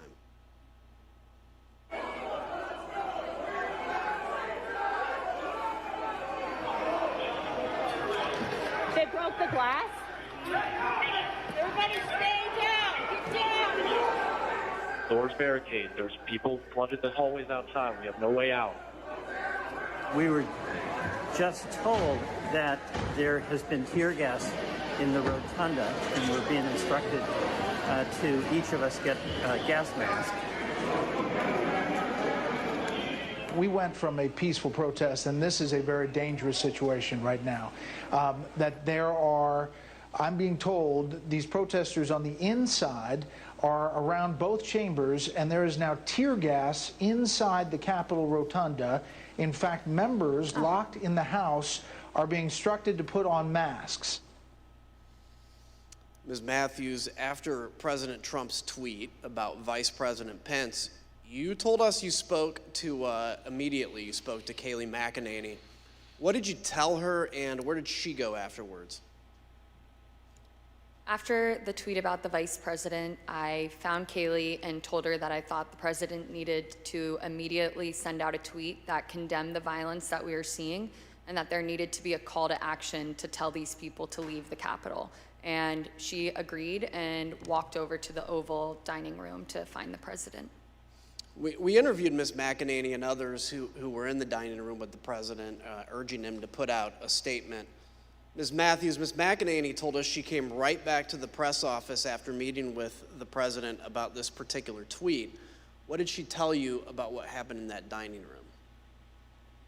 When she got back, she told me that a tweet had been sent out, and I told her that I thought the tweet did not go far enough, that I thought there needed to be a call to action and he needed to condemn the violence. And we were in a room full of people, but people weren't paying attention, and so she looked directly at me and in a hushed tone shared with me that the president did not want to include any sort of mention of peace in that tweet, and that it took some convincing on their part, those who were in the room. And she said that there was a back and forth going over different phrases to find something that he was comfortable with. And it wasn't until Ivanka Trump suggested the phrase "stay peaceful" that he finally agreed to include it. The president resisted writing "stay peaceful" in a tweet. He told Mark Meadows that the rioters were doing what they should be doing, and the rioters understood they were doing what President Trump wanted them to do. President Trump's message was heard clearly by Stop the Steal organizer Ali Alexander. At 2:38, he told another organizer, quote, "POTUS is not ignorant of what his words would do." Rioters storming the Capitol also heard President Trump's message. In this video, you'll see surveillance footage from the rotunda that shows a group of Oath Keepers, including Jessica Watkins, who's been charged with seditious conspiracy. You'll hear her walkie-talkie communications with others as they share intelligence and communicate about President Trump's 2:38 tweet in real time. Again, we warn the audience that this clip also contains strong language. CNN just said that they evacuated all members of Congress into a safety room. There's no safe place in the United States for any of these motherfuckers right now, let me tell you. I hope they understand that we are not joking around. Military Principle 105. Military Principle 105. Cave means grave. Trump just tweeted, "Please support our Capitol Police. They are on our side. Do not harm them." That's saying a lot by what he didn't say. He didn't say not to do anything to the congressman. Well, he did not ask them to stand down. He just said, stand by the Capitol Police. They are on our side, and they are good people. So it's getting real down there. I got it on TV, and it's looking pretty friggin' radical to me. CNN said that Trump has egged this on, that he is egging it on, and that he is watching the country burn 2 weeks before he leaves office. He is not leaving office. I don't give a shit what they say. We are in the mezzanine. We are in the main dome right now. We are rocking it. They're throwing grenades. They're freaking shooting people with paintballs, but we're in here. Be safe, be safe. God bless and Godspeed, and keep going. Get it, Jess. Do your shit. This is what we fucking lived up for. Everything we fucking trained for. Took over the Capitol. Overran the Capitol. We're in the fucking Capitol, bro. We've now seen how President Trump's supporters reacted to his tweets. Mr. Pottinger, you told us that you consider the tweets sent to this point to be, quote, wholly inadequate given the urgency of the crisis. What, in your view, would have been needed? Yeah, it was insufficient. I think what you could count me among those who was hoping to see an unequivocal, strong statement clearing out the Capitol, telling people to stand down, leave, go home. I think that's what we were hoping for. So something a lot more kind of definitive and not ambiguous, because he has that power over his folks. Ms. Matthews, you told us about a colleague who said during the attack that the president should not condemn the violence. Can you please tell us about that moment and your reaction? Yes, so a conversation started in the press office after the president sent out those 2 tweets that I deemed were insufficient. And a colleague suggested that the president shouldn't condemn the violence because they thought it would be, quote, handing a win to the media if he were to condemn his supporters. And I disagreed. I thought that we should condemn the violence and condemn it unequivocally. And I thought that he needed to include a call to action and to tell these people to go home. And a debate ensued over it. And I became visibly frustrated, and my colleagues were well aware of that. And I couldn't believe that we were arguing over this in the middle of the West Wing, talking about the politics of a tweet, being concerned with handing the media a win when we had just watched all of that violence unfold at the Capitol. And so I motioned up at the TV and I said, "Do you think it looks like we're effing winning? Because I don't think it does." And I again reiterated that I thought that the president needed to condemn the violence because it didn't matter if it was coming from the left or the right, that you should condemn violence 100% of the time. We've heard this evening how everyone in the president's orbit was pushing him to do more, to tell the mob to leave the Capitol. One of those people was Republican leader Kevin McCarthy. He managed to get the president on the phone and told him to call off his supporters. As you will hear, the president refused, and so Leader McCarthy reached out for help to Ivanka Trump, who was at the White House, and Jared Kushner, who that afternoon had just arrived back on a flight from the Middle East. So at some point in the afternoon, Mr. McCarthy placed a phone call to Mr. Scavino's desk line, and it was transferred to the president. Is that correct? That's generally what I recall. Okay. Were you involved in transferring that call? Yes. Okay. Where was the president at the time that he took that call? He was in the dining room. Would you personally reach out to the president for more support? I've already talked to the president. I called him. I think we need to make a statement, make sure that we can calm individuals down. Did Mr. McCarthy indicate that he had been in touch with President Trump? He indicated that he had had some conversation. I don't recall whether it was with the president or with somebody at the White House, but I think he'd expressed frustration that not taking the circumstances seriously as they should in that moment. You know, I asked Kevin McCarthy, who's the Republican leader, about this, and he said he called Donald Trump. He finally got through to Donald Trump, and he said, "You have got to get on TV. You've got to get on Twitter. You've got to call these people off." You know what the president said to him? This is as it's happening. He said, "Well, Kevin, these aren't my people. You know, these are Antifa." And Kevin responded and said, "No, they're your people. They literally just came through my office windows, and my staff are running for cover. I mean, they're running for their lives. You need to call them off." And the president's response to Kevin, to me, was chilling. He said, "Well, Kevin, I guess they're just more upset about the election, theft than you are."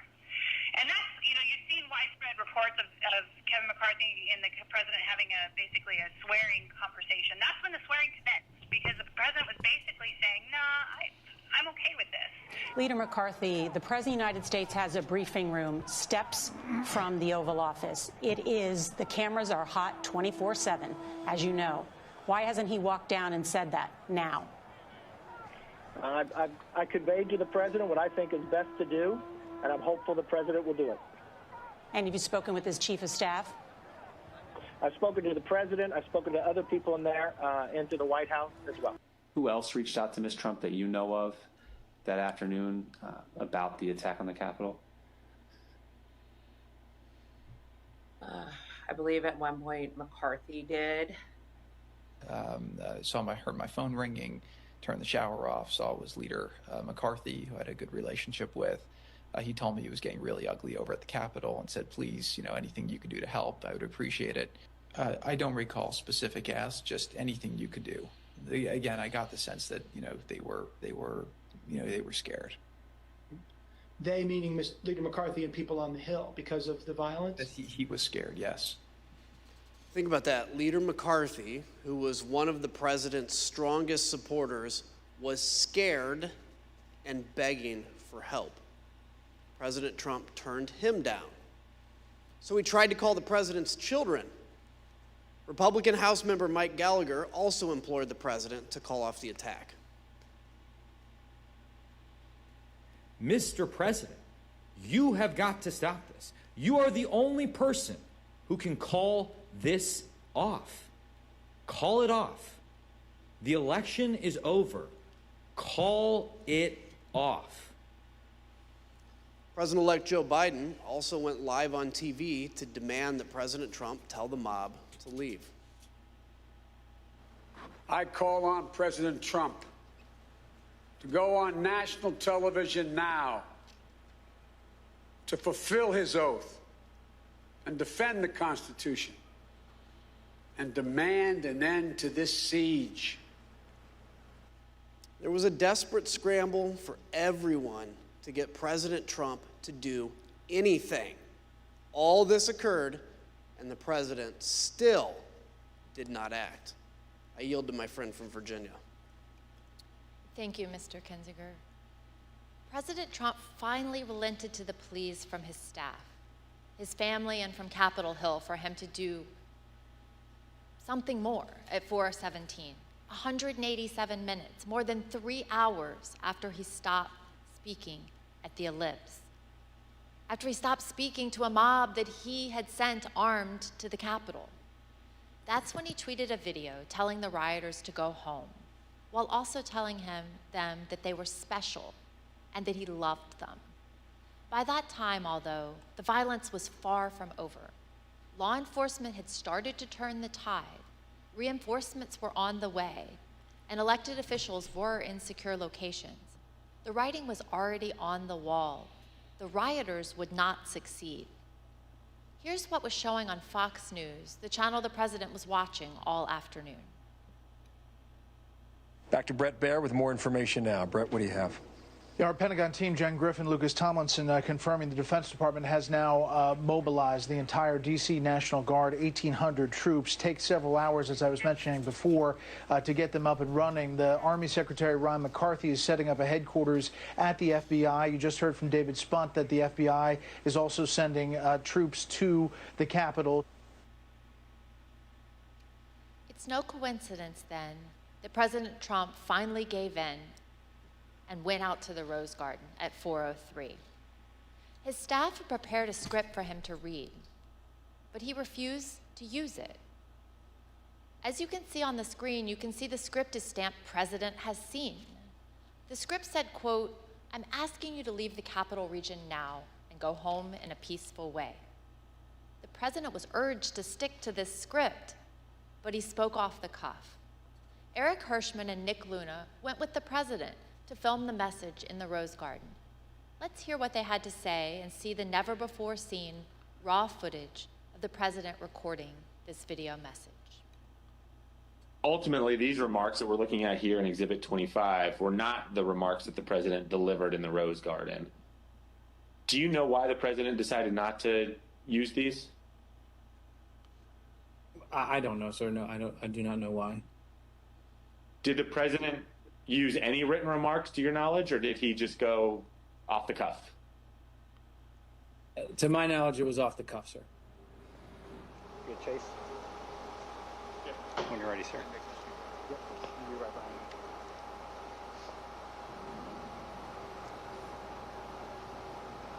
You tell me when? When you're ready, sir.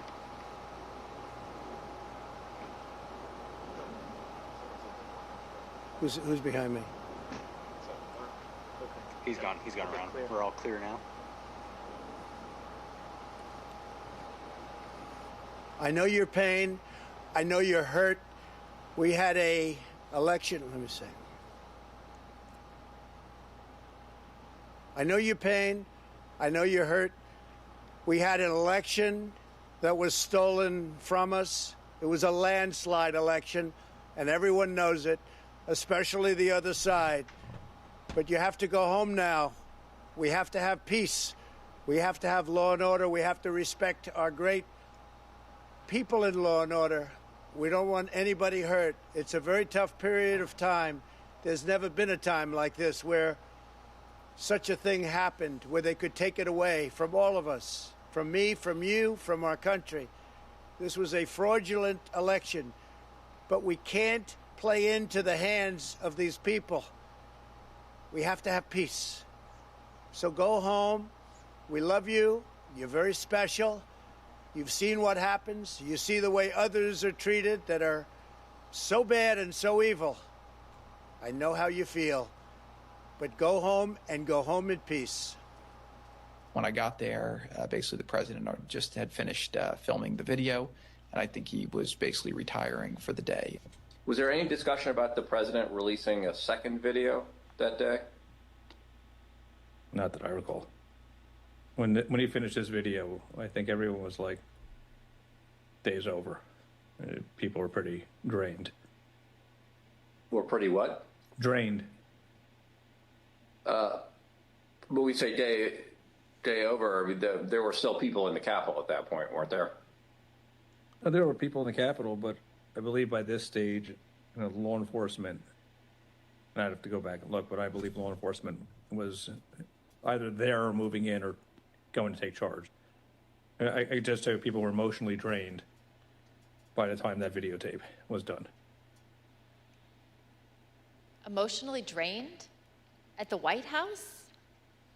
Here's what was happening at the same time at the Capitol. We warned the audience that this clip also contains strong language and violence. Hey, keep pushing, don't lose the momentum.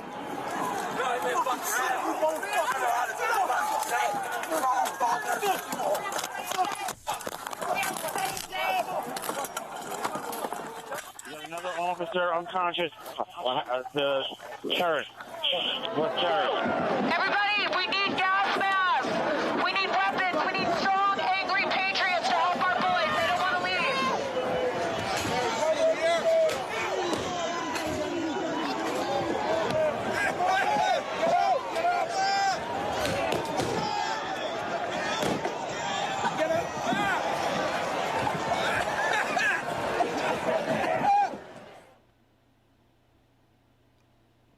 While President Trump refused to even lift another finger to help, other leaders honored their oaths and acted to clear the Capitol and resume the joint session. For instance, here are never-before-seen photos and video of congressional leaders in action during the attack. The video is a portion of a call they had at approximately 4:45 with Acting Secretary of Defense, Chris Miller. We're not going to let these people keep us from finishing our business, so we need you to get the building cleared, give us the okay so we can go back in session and finish up the people's business as soon as possible. Mr. Secretary and Senator Schumer, some people here in the Capitol Police believe it would take us several days to secure the building. Do you agree with that analysis? I'm not on the ground, but I do not agree with that analysis. So what is the earliest that we could safely resume our proceedings in the Senate and House chambers? The earliest we could safely resume? Here's my assessment, but I prefer to be on the ground, which I personally would prefer to be right now, but I need to be here. I would say, best case, we're looking at 4 to 5 hours. The Vice President also worked the phones from his own secure evacuation location, including conversations with Acting Secretary of Defense, Miller, and other military leaders, well past President Trump's 417 video. Let's look at some never-before-seen photographs of the Vice President during this critical time, and hear about the Vice President's conversation with military leaders to secure the Capitol and ensure everyone was safe. Vice President Pence, there were 2 or 3 calls with Vice President Pence. He was very animated, and he issued very explicit, very direct, unambiguous orders. There was no question about that, and he was, and I can get you the exact quotes, I guess, from some of our records somewhere. But he was very animated, very direct, very firm, and to Secretary Miller, get the military down here, get the Guard down here, put down this situation, etc. As you heard earlier in the hearing, the President did not call the Vice President or anyone in the military, federal law enforcement, or DC government. Not a single person. But General Milley did hear from Mark Meadows. The contrast between that call and his calls with Vice President Pence tell you everything you need to know about President Trump's dereliction of duty. Let's listen. He said, this is from memory, he said, we have to kill the narrative that the Vice President is making all the decisions. We need to establish the narrative that, that the President is still in charge and that things are steady or stable or what's that thing. I immediately interpret that as politics, politics, politics. Red flag for me personally, no action, but I remember it distinctly. I don't do political narratives. So while President Trump and his advisors were drained, other leaders upheld their oaths to do the right thing. Maybe it was exhausting to get the president to put out that video, But think about the law enforcement officers who were attacked by the mob that day. President Trump had summoned them himself to Washington. And what about President Trump? He watched TV, tweeted, called senators to try to delay the count of electoral votes, called Rudy Giuliani, and argued with his staff who were insisting that he should call off the attack. Ms. Matthews, what was your reaction to President Trump's message to the mob at 417? I was struck by the fact that he chose to begin the video by pushing the lie that there was a stolen election. And as the video went on, I felt a small sense of relief because he finally told these people to go home. But that was immediately followed up by him saying, "We love you, you're very special." And that was disturbing to me because he didn't distinguish between those that peacefully attended his speech earlier that day and those that we watched cause violence at the Capitol. Instead, he told the people who we had just watched storm our nation's Capitol with the intent on overthrowing our democracy, violently attack police officers, and chant heinous things like "Hang Mike Pence, we love you, you're very special." And as a spokesperson for him, I knew that I would be asked to defend that. And to me, his refusal to act and call off the mob that day and his refusal to condemn the violence was indefensible. And so I knew that I would be resigning that evening. And so I finished out the workday, went home and called my loved ones to tell them of my decision, and resigned that evening. Thank you. Indefensible. Let's hear what some of your colleagues in the press office told us about their reaction to this same 417 message. I felt like it was the absolute bare minimum of what could have been said at that point for something on camera. What else do you think should have been said?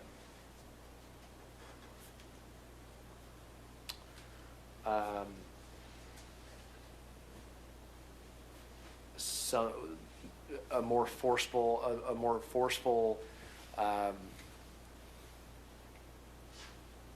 dismissal of the violence, a more forceful command to go home, a more forceful respect for law enforcement, even a comparison to the respect that we have given law enforcement as it relates to what was done to them in the prior summer. And I thought it was important that an acknowledgement be given to the U.S. Capitol building itself, what it's a symbol of, what it means, not only to the people that work there, but to the American people generally, and the work of Congress that by law needed to be conducted that day. Do you wish, in hindsight, that the president had asked the protesters to leave the Capitol earlier than he ended up asking them to do that? Of course, I would love if the go-home message would have happened earlier in the day. The president's words matter. We know that many of the rioters were listening to President Trump. We heard from one last week, Stephen Ayers. Let's listen to what he had to say about the 417 message from the president and see how rioters reacted to the president's message in real time. Well, when we were there, as soon as that come out, everybody started talking about it, and it seemed like it started to disperse, some of the crowd. I'm here delivering the president's message. Donald Trump has asked everybody to go home. That's our order.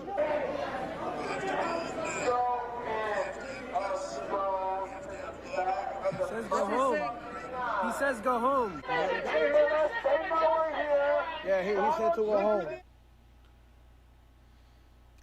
But just as Mr. Ayers said, police were still fending off the last throes of the brutal assault. I yield to the gentleman from Illinois. While everyone else was working to get Congress back in session, what did President Trump do? At 6:01, just 1 minute after the citywide curfew went into effect, he posted his last tweet of the day.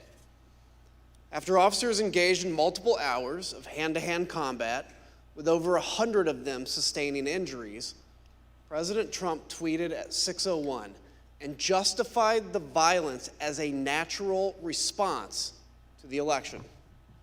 He said, quote, "These are the things and events that happen when a sacred landslide victory is so unceremoniously, viciously stripped away from great patriots who have been badly, unfairly treated for so long. Go home with love and peace. Remember this day forever." He called the mob great patriots. He told people to remember the day forever. He showed absolutely no remorse. A few minutes later, at 6:27, the president left the dining room and he went up to the White House residence for the night.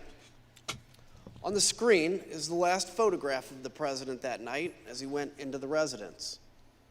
As he was gathering his things in the dining room to leave, President Trump reflected on the day's events with a White House employee. This was the same employee who had met President Trump in the Oval Office after he returned from the ellipse. President Trump said nothing to the employee about the attack. He said only, quote, "Mike Pence let me down." Ms. Matthews, what was your reaction to President Trump's 6:01 tweet?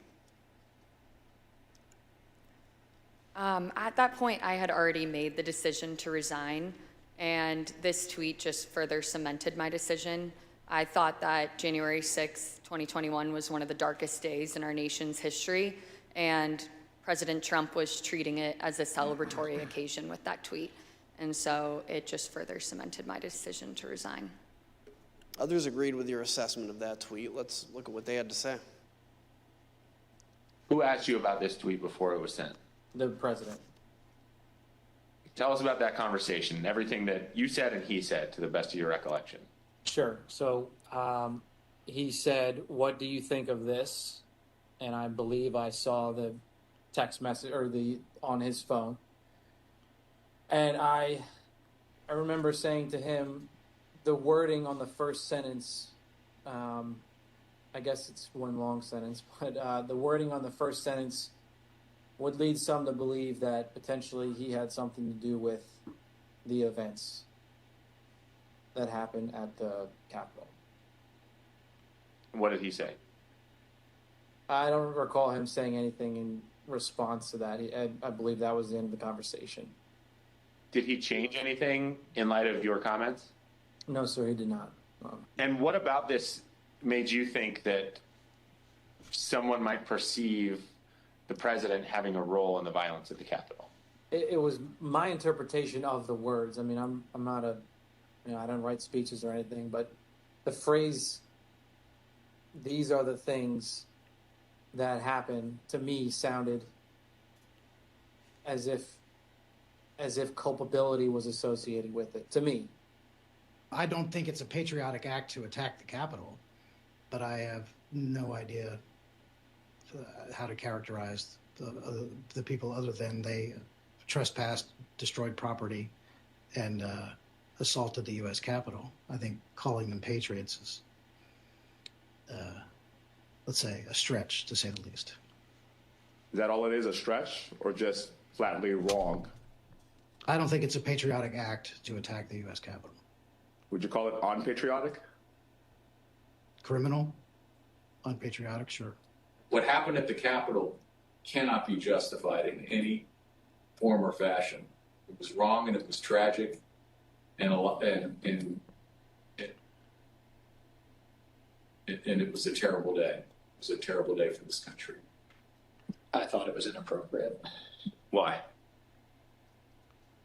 To my mind, it was a day that should be remembered in infamy. That wasn't the tenor of this tweet. Despite the violence of the day, the effort to delay the certification continued. That evening, Rudy Giuliani called several of President Trump's closest political allies in the hour before the joint session resumed. Representative Jim Jordan and Senators Marsha Blackburn, Tommy Tuberville, Bill Hagerty, Lindsey Graham, Josh Hawley, and Ted Cruz. We know why Mr. Giuliani was calling them, because at 7:02, he left a voicemail for Senator Tuberville, which later became public. Let's listen to just the start of it. Senator Tuberville, or I should say Coach Tuberville, this is Rudy Giuliani, President's lawyer. I'm calling you because I want to discuss with you how they're trying to rush this hearing and how we need you, our Republican friends, to try to just slow it down so we can get these legislatures to get more information to you. Mr. Giuliani did not even mention the attack on the Capitol. Instead, he was pushing on behalf of President Trump to get members of Congress to further delay the certification. Even though some members did proceed with objections, Vice President Pence and Congress stood firm and successfully concluded the joint session in the early morning hours of January 7th. Here are some of what members of the president's party said in the days and weeks after the attack. There's no question, none, that President Trump is practically and morally responsible for provoking the events of the day. No question about it. The people who stormed this building believed they were acting on the wishes and instructions of their president. And having that belief was a foreseeable consequence of the growing crescendo of false statements, conspiracy theories, and reckless hyperbole, which the defeated president kept shouting into the largest megaphone on planet Earth. The violence, destruction, and chaos we saw earlier was unacceptable, undemocratic, and un-American. It was the saddest day I've ever had as serving as a member of this institution. Madam Speaker, today the People's House was attacked, which is an attack on the Republic itself. There is no excuse for it.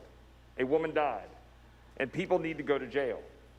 And the president should never have spun up certain Americans to believe something that simply cannot be. Well, after 3 in the morning, Congress certified the 2020 election results. Soon after, this statement by President Trump was posted on Dan Scavino's Twitter account because the president's account by now had been suspended.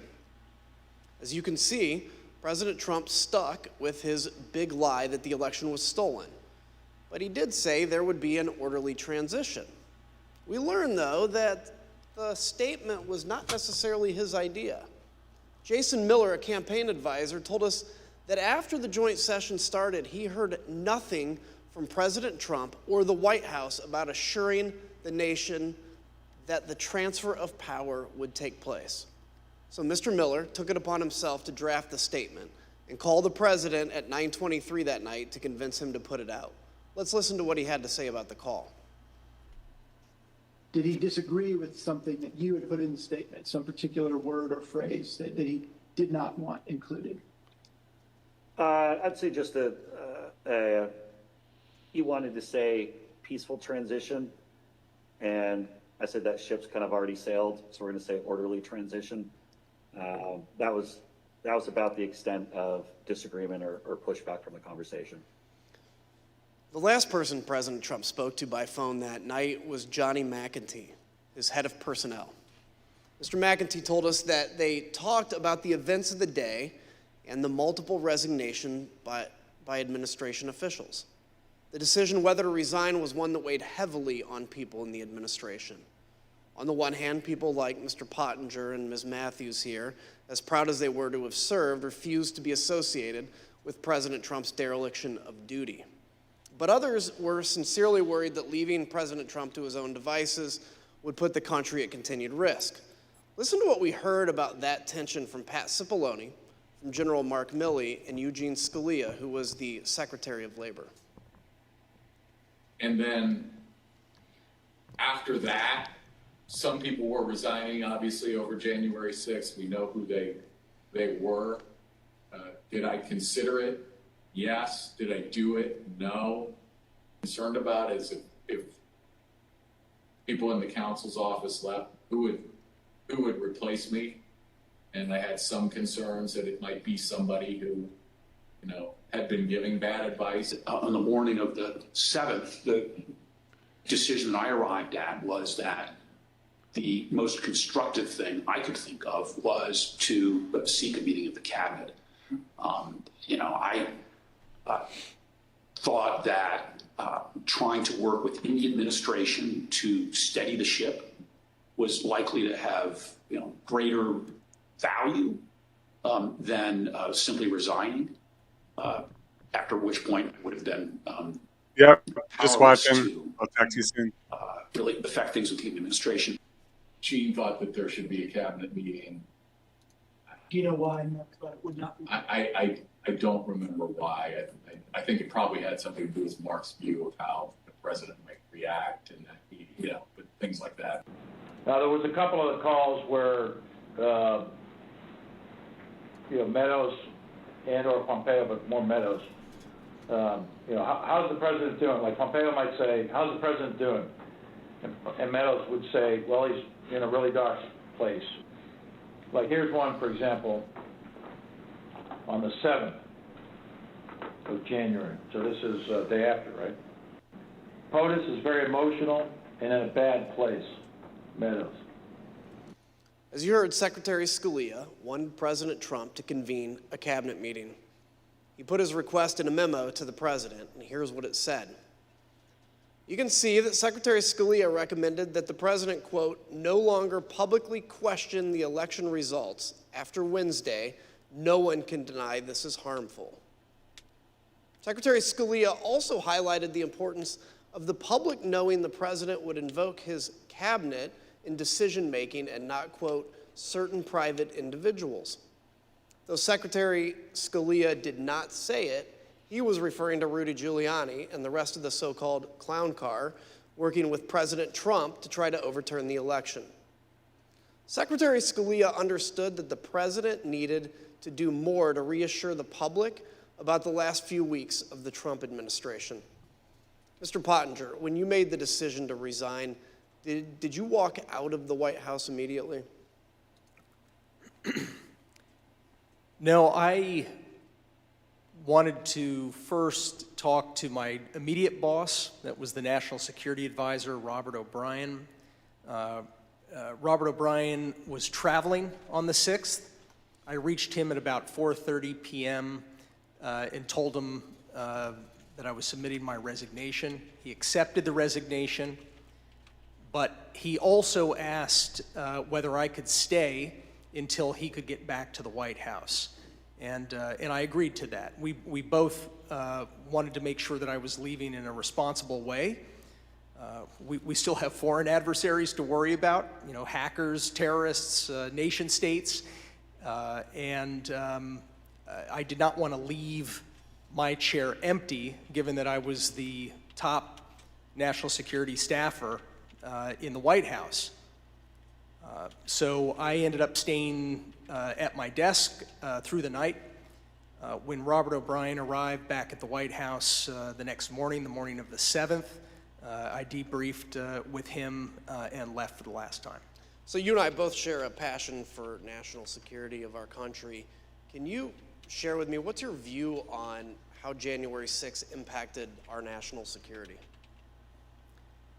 Well, when you have a presidential transition, even under the best circumstances, it's a time of vulnerability.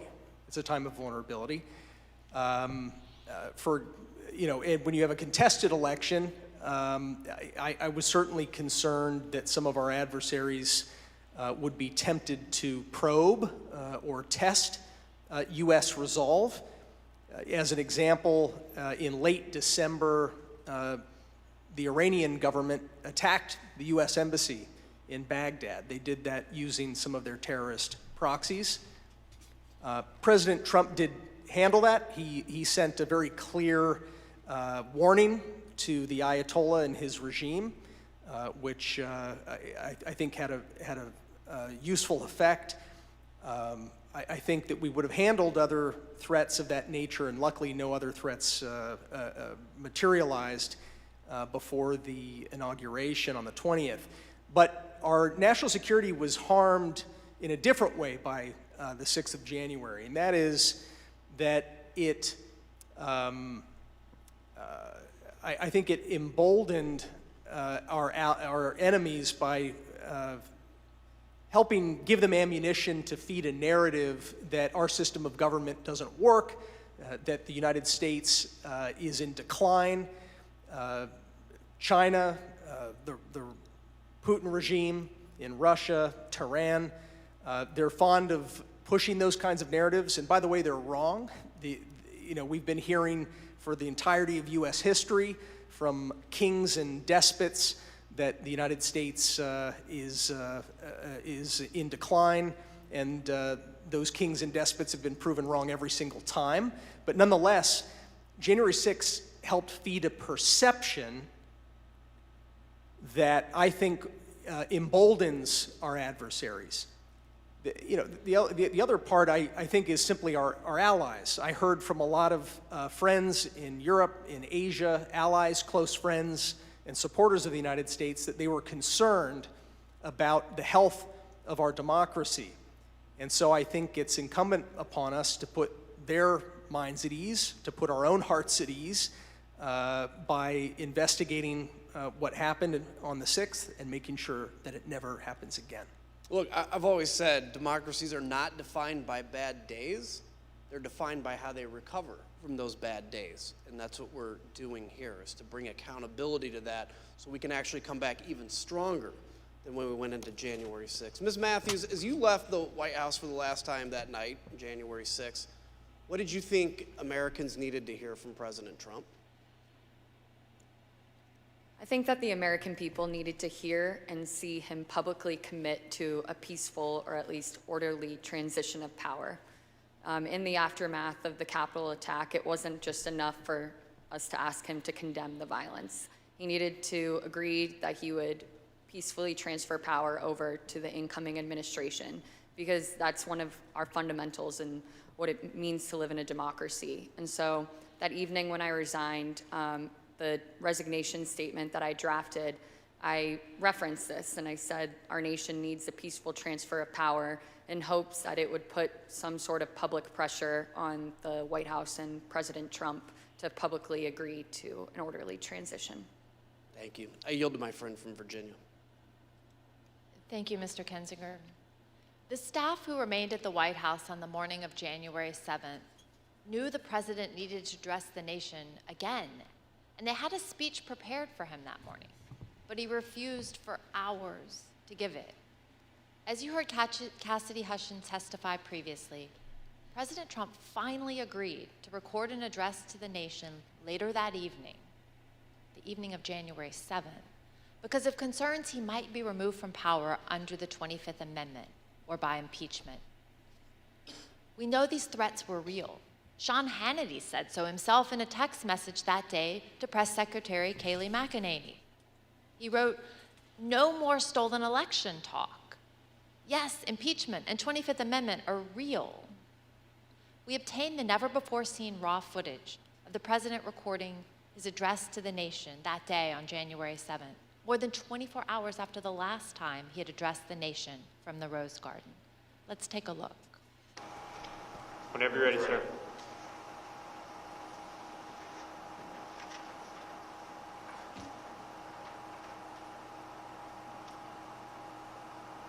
I would like to begin by addressing the heinous attack yesterday, and to those who broke the law, you will pay. You do not represent our movement, you do not represent our country, and if you broke the law, you can't say that.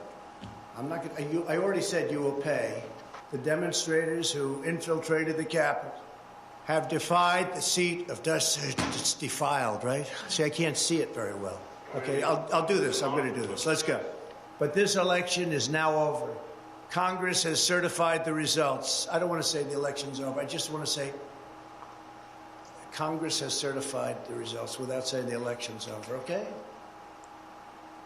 But Congress is certified. Now Congress is Yeah, right. Now Congress I didn't say over, so let me see. Go to the paragraph before.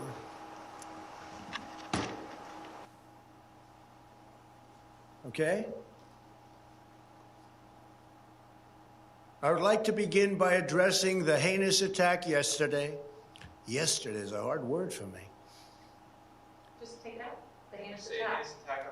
Good. Take the word yesterday, because it doesn't work with the heinous attack on our country. Say on our country. Want to say that? No, keep it. My only goal was to ensure the integrity of the vote. My only goal was to ensure the integrity of the vote. On January 7th, one day after he incited an insurrection based on a lie, President Trump still could not say that the election was over. Mr. Pottinger, you've taken the oath multiple times in the Marines and as an official in the executive branch. Can you please share with us your view about the oath of office and how that translates into accepting election results and a transfer of power? Sure.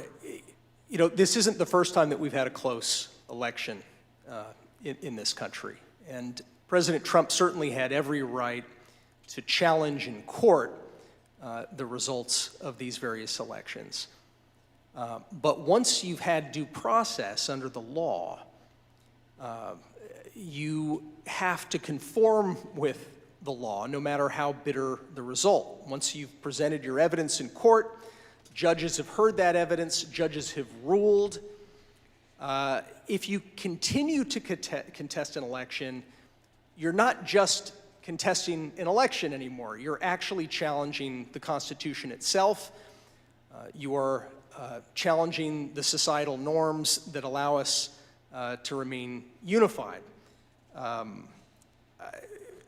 think that one example, for example, you've got Vice President Richard Nixon back in 1960 had lost a hard-fought election against Senator John F. Kennedy. There were irregularities in that vote, according to a lot of the histories, and a lot of Vice President Nixon's supporters asked him to fight, contest it, don't concede.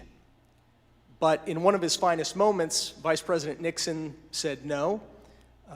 He said it would tear the country to pieces, and he conceded to Jack Kennedy and announced that he was going to support him as the next president. We have an example of a Democratic candidate for president, Vice President Al Gore, who faced a very similar dilemma. He strongly disagreed with the Supreme Court decision that lost his election bid and allowed President George W. Bush to take office. But he gave a speech of concession in late December, mid or late December of 2000, where he said, this is for the sake of the unity of us as a people and for the strength of our democracy. I also am going to concede. I'm going to support the new president. His speech is actually a pretty good model, I think, for any candidate for any office, up to and including the president, and from any party to read, particularly right now.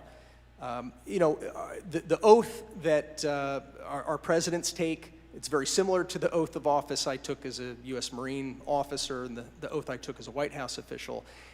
It is to support and defend the Constitution. It's to protect the Constitution, to bear true faith and allegiance to the Constitution. And it is a sacred oath. It's an oath that we take before our families. We take that oath before God. I think that we have an obligation to live by that oath. I do still believe that we have the most ingenious system of government on earth, despite its imperfections. I don't envy countries that don't have this system that actually allows for a predictable, peaceful transfer of government every 4 to 8 years, and it's not something that we should take for granted. Thank you. As we heard at the start of the hearing, in the immediate aftermath of January 6th, Republican leader Kevin McCarthy understood that President Trump bore responsibility for that day and should have taken immediate action to stop the violence. He was even more candid in calls with Republican colleagues, As you'll hear in a moment, recordings of some of these calls that were later published by the New York Times, the context for these calls was that a resolution had been introduced in the House calling for Vice President Pence and the cabinet to remove President Trump from power under the 25th Amendment. Let's listen. I've had it with this guy. What he did is unacceptable. Nobody can defend that, and nobody should defend it. The only discussion I would have with him is that I think this will pass, and it would be my recommendation we should resign. I mean, that would be my take, but I don't think he would take it, but I don't know. But let me be very clear to all of you, and I've been very clear to the president. He bears responsibilities for his words and actions. No ifs, ands, or buts. I asked him personally today, does he hold responsibility for what happened? Does he feel bad about what happened? He told me he does have some responsibility for what happened. And he needs to acknowledge that. President Trump has never publicly acknowledged his responsibility for the attack.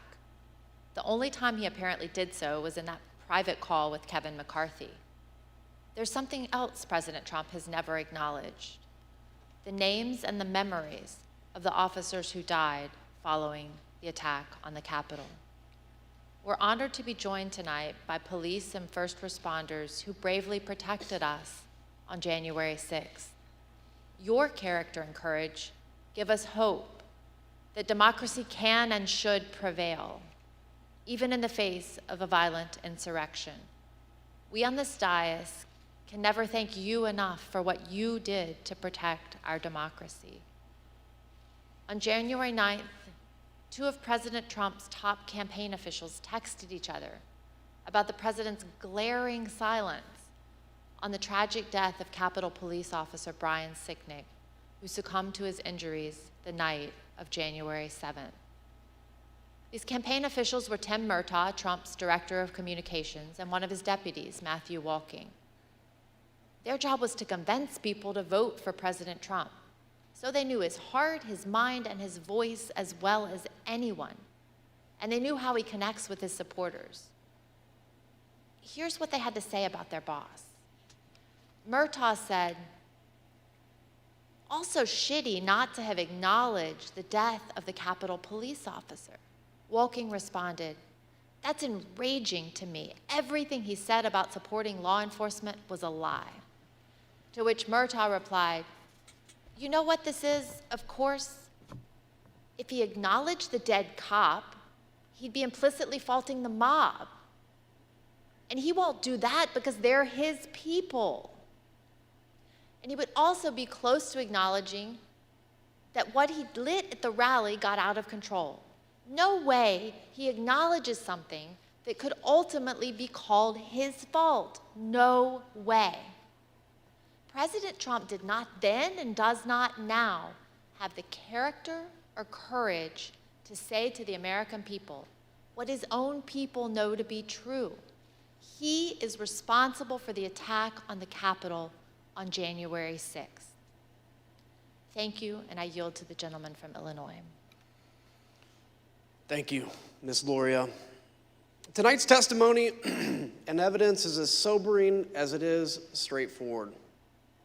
Within minutes of stepping off the ellipse stage, Donald Trump knew about the violent attack on the Capitol.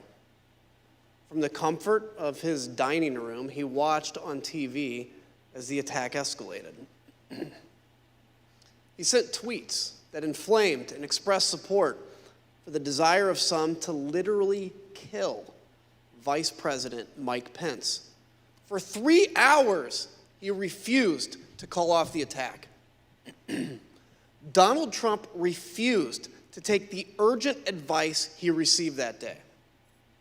Not from his political opponents or from the liberal media, but from his own family, his own friends, his own staff, and his own advisors. In the midst of an attack, when there was no time for politics, the people closest to Trump told him the truth. It was his supporters attacking the Capitol, and he alone could get through to them. So they pled for him to act, to place his country above himself. Still, he refused to lead and to meet the moment to honor his oath. It was only once the vice president and the members of Congress were in secure locations and the officers defending the Capitol began to turn the tide that then President Trump engaged in the political theater of telling the mob to go home. And even then, he told them all they were special and that he loved them. Whatever your politics, whatever you think about the outcome of the election, we as Americans must all agree on this. Donald Trump's conduct on January 6th was a supreme violation of his oath of office and a complete dereliction of his duty to our nation. It is a stain on our history. It is a dishonor to all those who have sacrificed and died in service of our democracy. When we present our full findings, we will recommend changes to laws and policies to guard against another January 6th. The reason that's imperative is that the forces Donald Trump ignited that day have not gone away. The militant, intolerant ideologies, the militias, the alienation and the disaffection, the weird fantasies and disinformation. They're all still out there, ready to go. That's the elephant in the room. But if January 6th has reminded us of anything, I pray it has reminded us of this. Laws are just words on paper. They mean nothing without public servants dedicated to the rule of law and who are held accountable by a public that believes oaths matter more than party tribalism or the cheap thrill of scoring political points. We, the people, must demand more of our politicians and ourselves. Oaths matter. Character matters. Truth matters.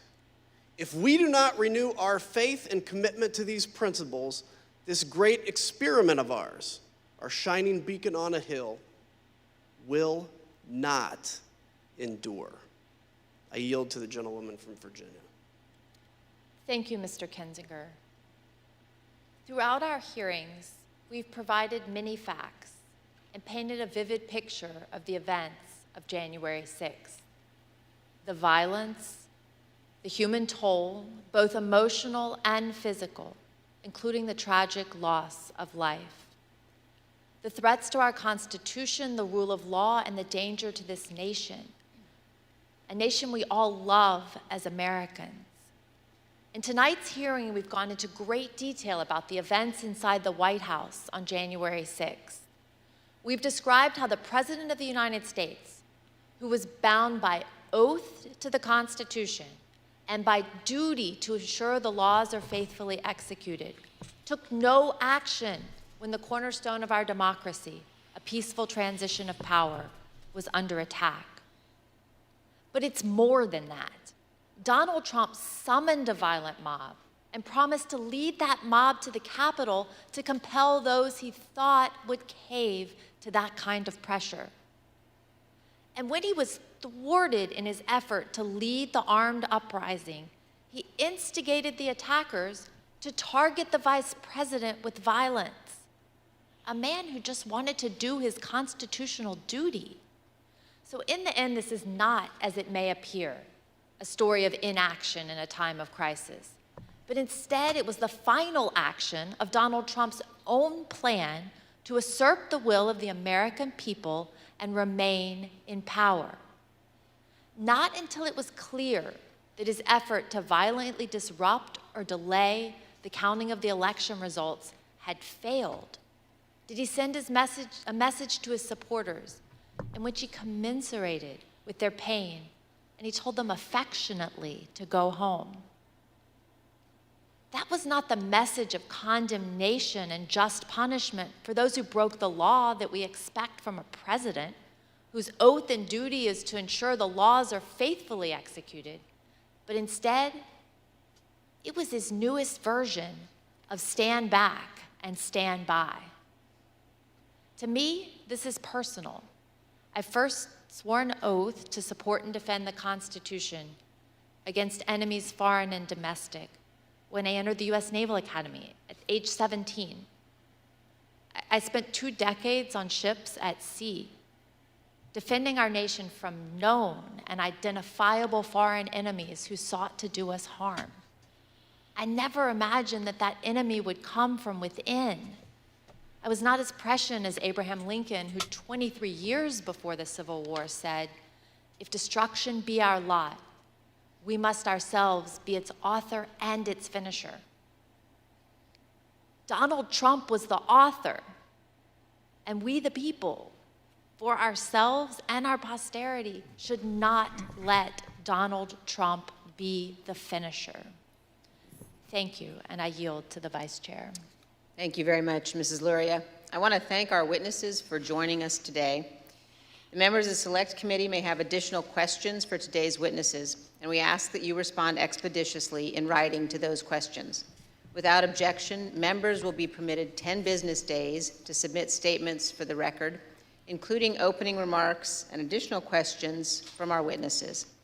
I'd now like to turn things to Chairman Thompson for a few closing words. The members of the committee and I appreciate and thank all persons who've come forward voluntarily to provide information to help protect our democracy. And our work continues. As we've made clear throughout these hearings, our investigation is going forward. We continue to receive new information every day.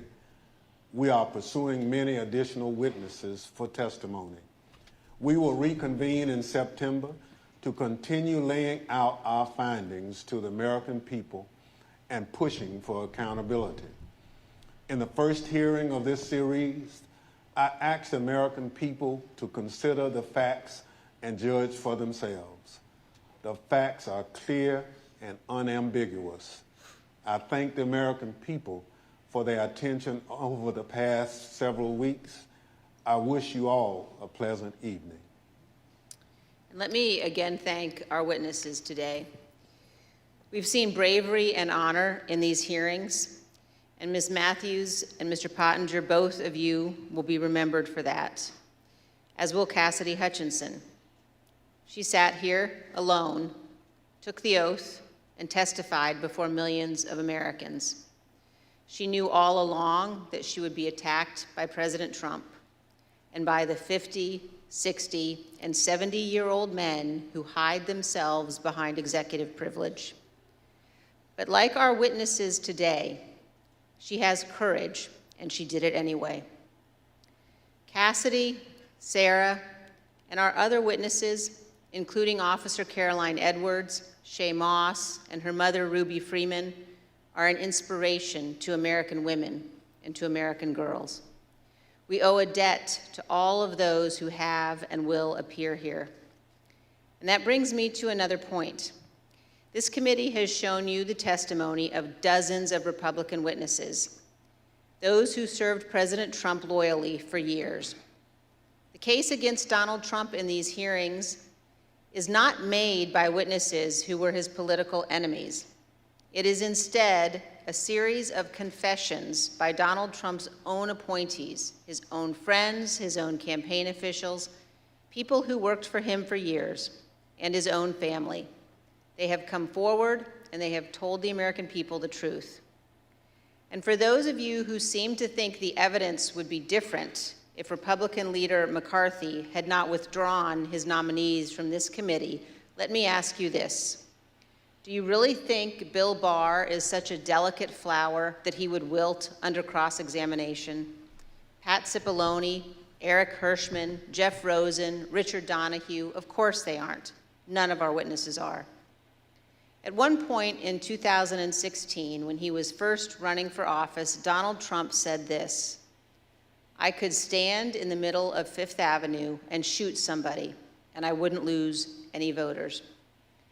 That quote came to mind last week when audio from Trump advisor Steve Bannon surfaced from October 31st, 2020, just a few days before the presidential election. Let's listen. And what Trump's going to do is just declare victory, right? He's going to declare victory. But that doesn't mean he's the winner. He's just going to say he's the winner. The Democrats, more of our people vote early that count. Theirs voted mail. And so they're going to have a natural disadvantage, and Trump's going to take advantage of it. That's our strategy. He's going to declare himself a winner. So when you wake up Wednesday morning, it's going to be a firestorm. Also, if Trump is losing by 10 or 11 o'clock at night, it's going to be even crazier. No, because he's going to sit right there and say they stole it. If Biden's winning, Trump is going to do some crazy shit. And of course, 4 days later, President Trump declared victory when his own campaign advisors told him he had absolutely no basis to do so. What the new Steve Bannon audio demonstrates is that Donald Trump's plan to falsely claim victory in 2020, no matter what the facts actually were, was premeditated. Perhaps worse, Donald Trump believed he could convince his voters to buy it, whether he had any actual evidence of fraud or not. And this same thing continued to occur from Election Day onward until January 6th. Donald Trump was confident that he could convince his supporters the election was stolen, no matter how many lawsuits he lost, and he lost scores of them. He was told over and over again in immense detail that the election was not stolen. There was no evidence of widespread fraud. It didn't matter. Donald Trump was confident he could persuade his supporters to believe whatever he said, no matter how outlandish, and ultimately that they could be summoned to Washington to help him remain president for another term. As we showed you last week, even President Trump's legal team, led by Rudy Giuliani, knew they had no actual evidence to demonstrate the election was stolen. Again, it didn't matter. Here's the worst part. Donald Trump knows that millions of Americans who supported him would stand up and defend our nation were it threatened. They would put their lives and their freedom at stake to protect her. And he is preying on their patriotism. He is preying on their sense of justice. And on January 6th, Donald Trump turned their love of country into a weapon against our Capitol and our Constitution. He has purposely created the false impression that America is threatened by a foreign force controlling voting machines, or that a wave of tens of millions of false ballots were secretly injected into our election system, or that ballot workers have secret thumb drives and are stealing elections with them. All complete nonsense. We must remember that we cannot abandon the truth and remain a free nation. In late November of 2020, while President Trump was still pursuing lawsuits, many of us were urging him to put any genuine evidence of fraud forward in the courts and to accept the outcome of those cases. As January 6th approached, I circulated a memo to my Republican colleagues explaining why our congressional proceedings to count electoral votes could not be used to change the outcome of the election. But what I did not know at the time was that President Trump's own advisors, also Republicans, also conservatives, including his White House counsel, his Justice Department, his campaign officials, they were all telling him almost exactly the same thing I was telling my colleagues. There was no evidence of fraud or irregularities sufficient to change the election outcome. Our courts had ruled. It was over. Now we know that it didn't matter what any of us said because Donald Trump wasn't looking for the right answer legally or the right answer factually. He was looking for a way to remain in office. Let's put that aside for a moment and focus just on what we saw today. In our hearing tonight, you saw an American president faced with a stark and unmistakable choice between right and wrong. There was no ambiguity, no nuance. Donald Trump made a purposeful choice to violate his oath of office, to ignore the ongoing violence against law enforcement, to threaten our constitutional order. There is no way to excuse that behavior. It was indefensible. And every American must consider this.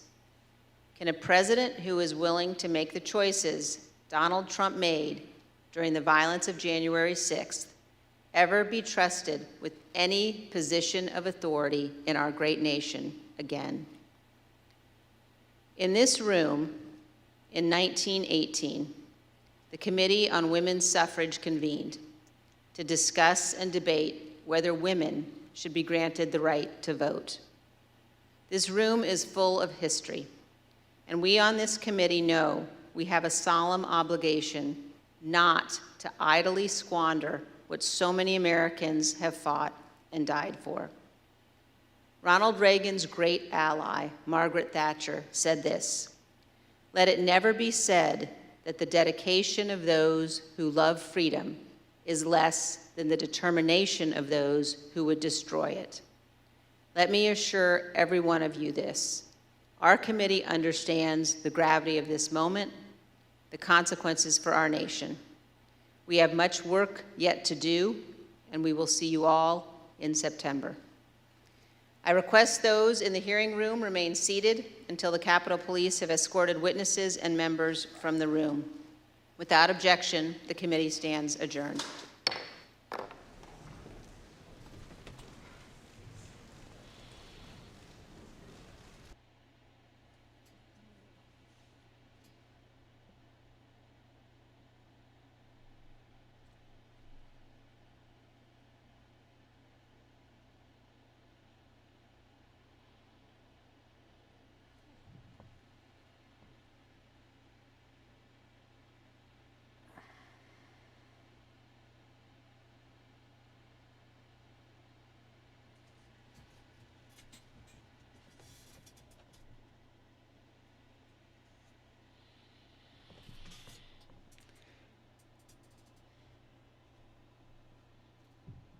All right.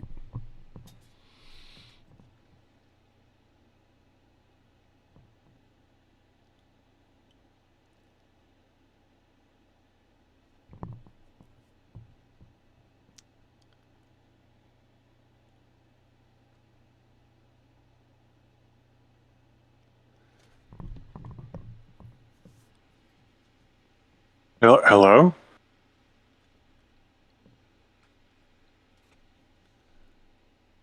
Testing. Hello?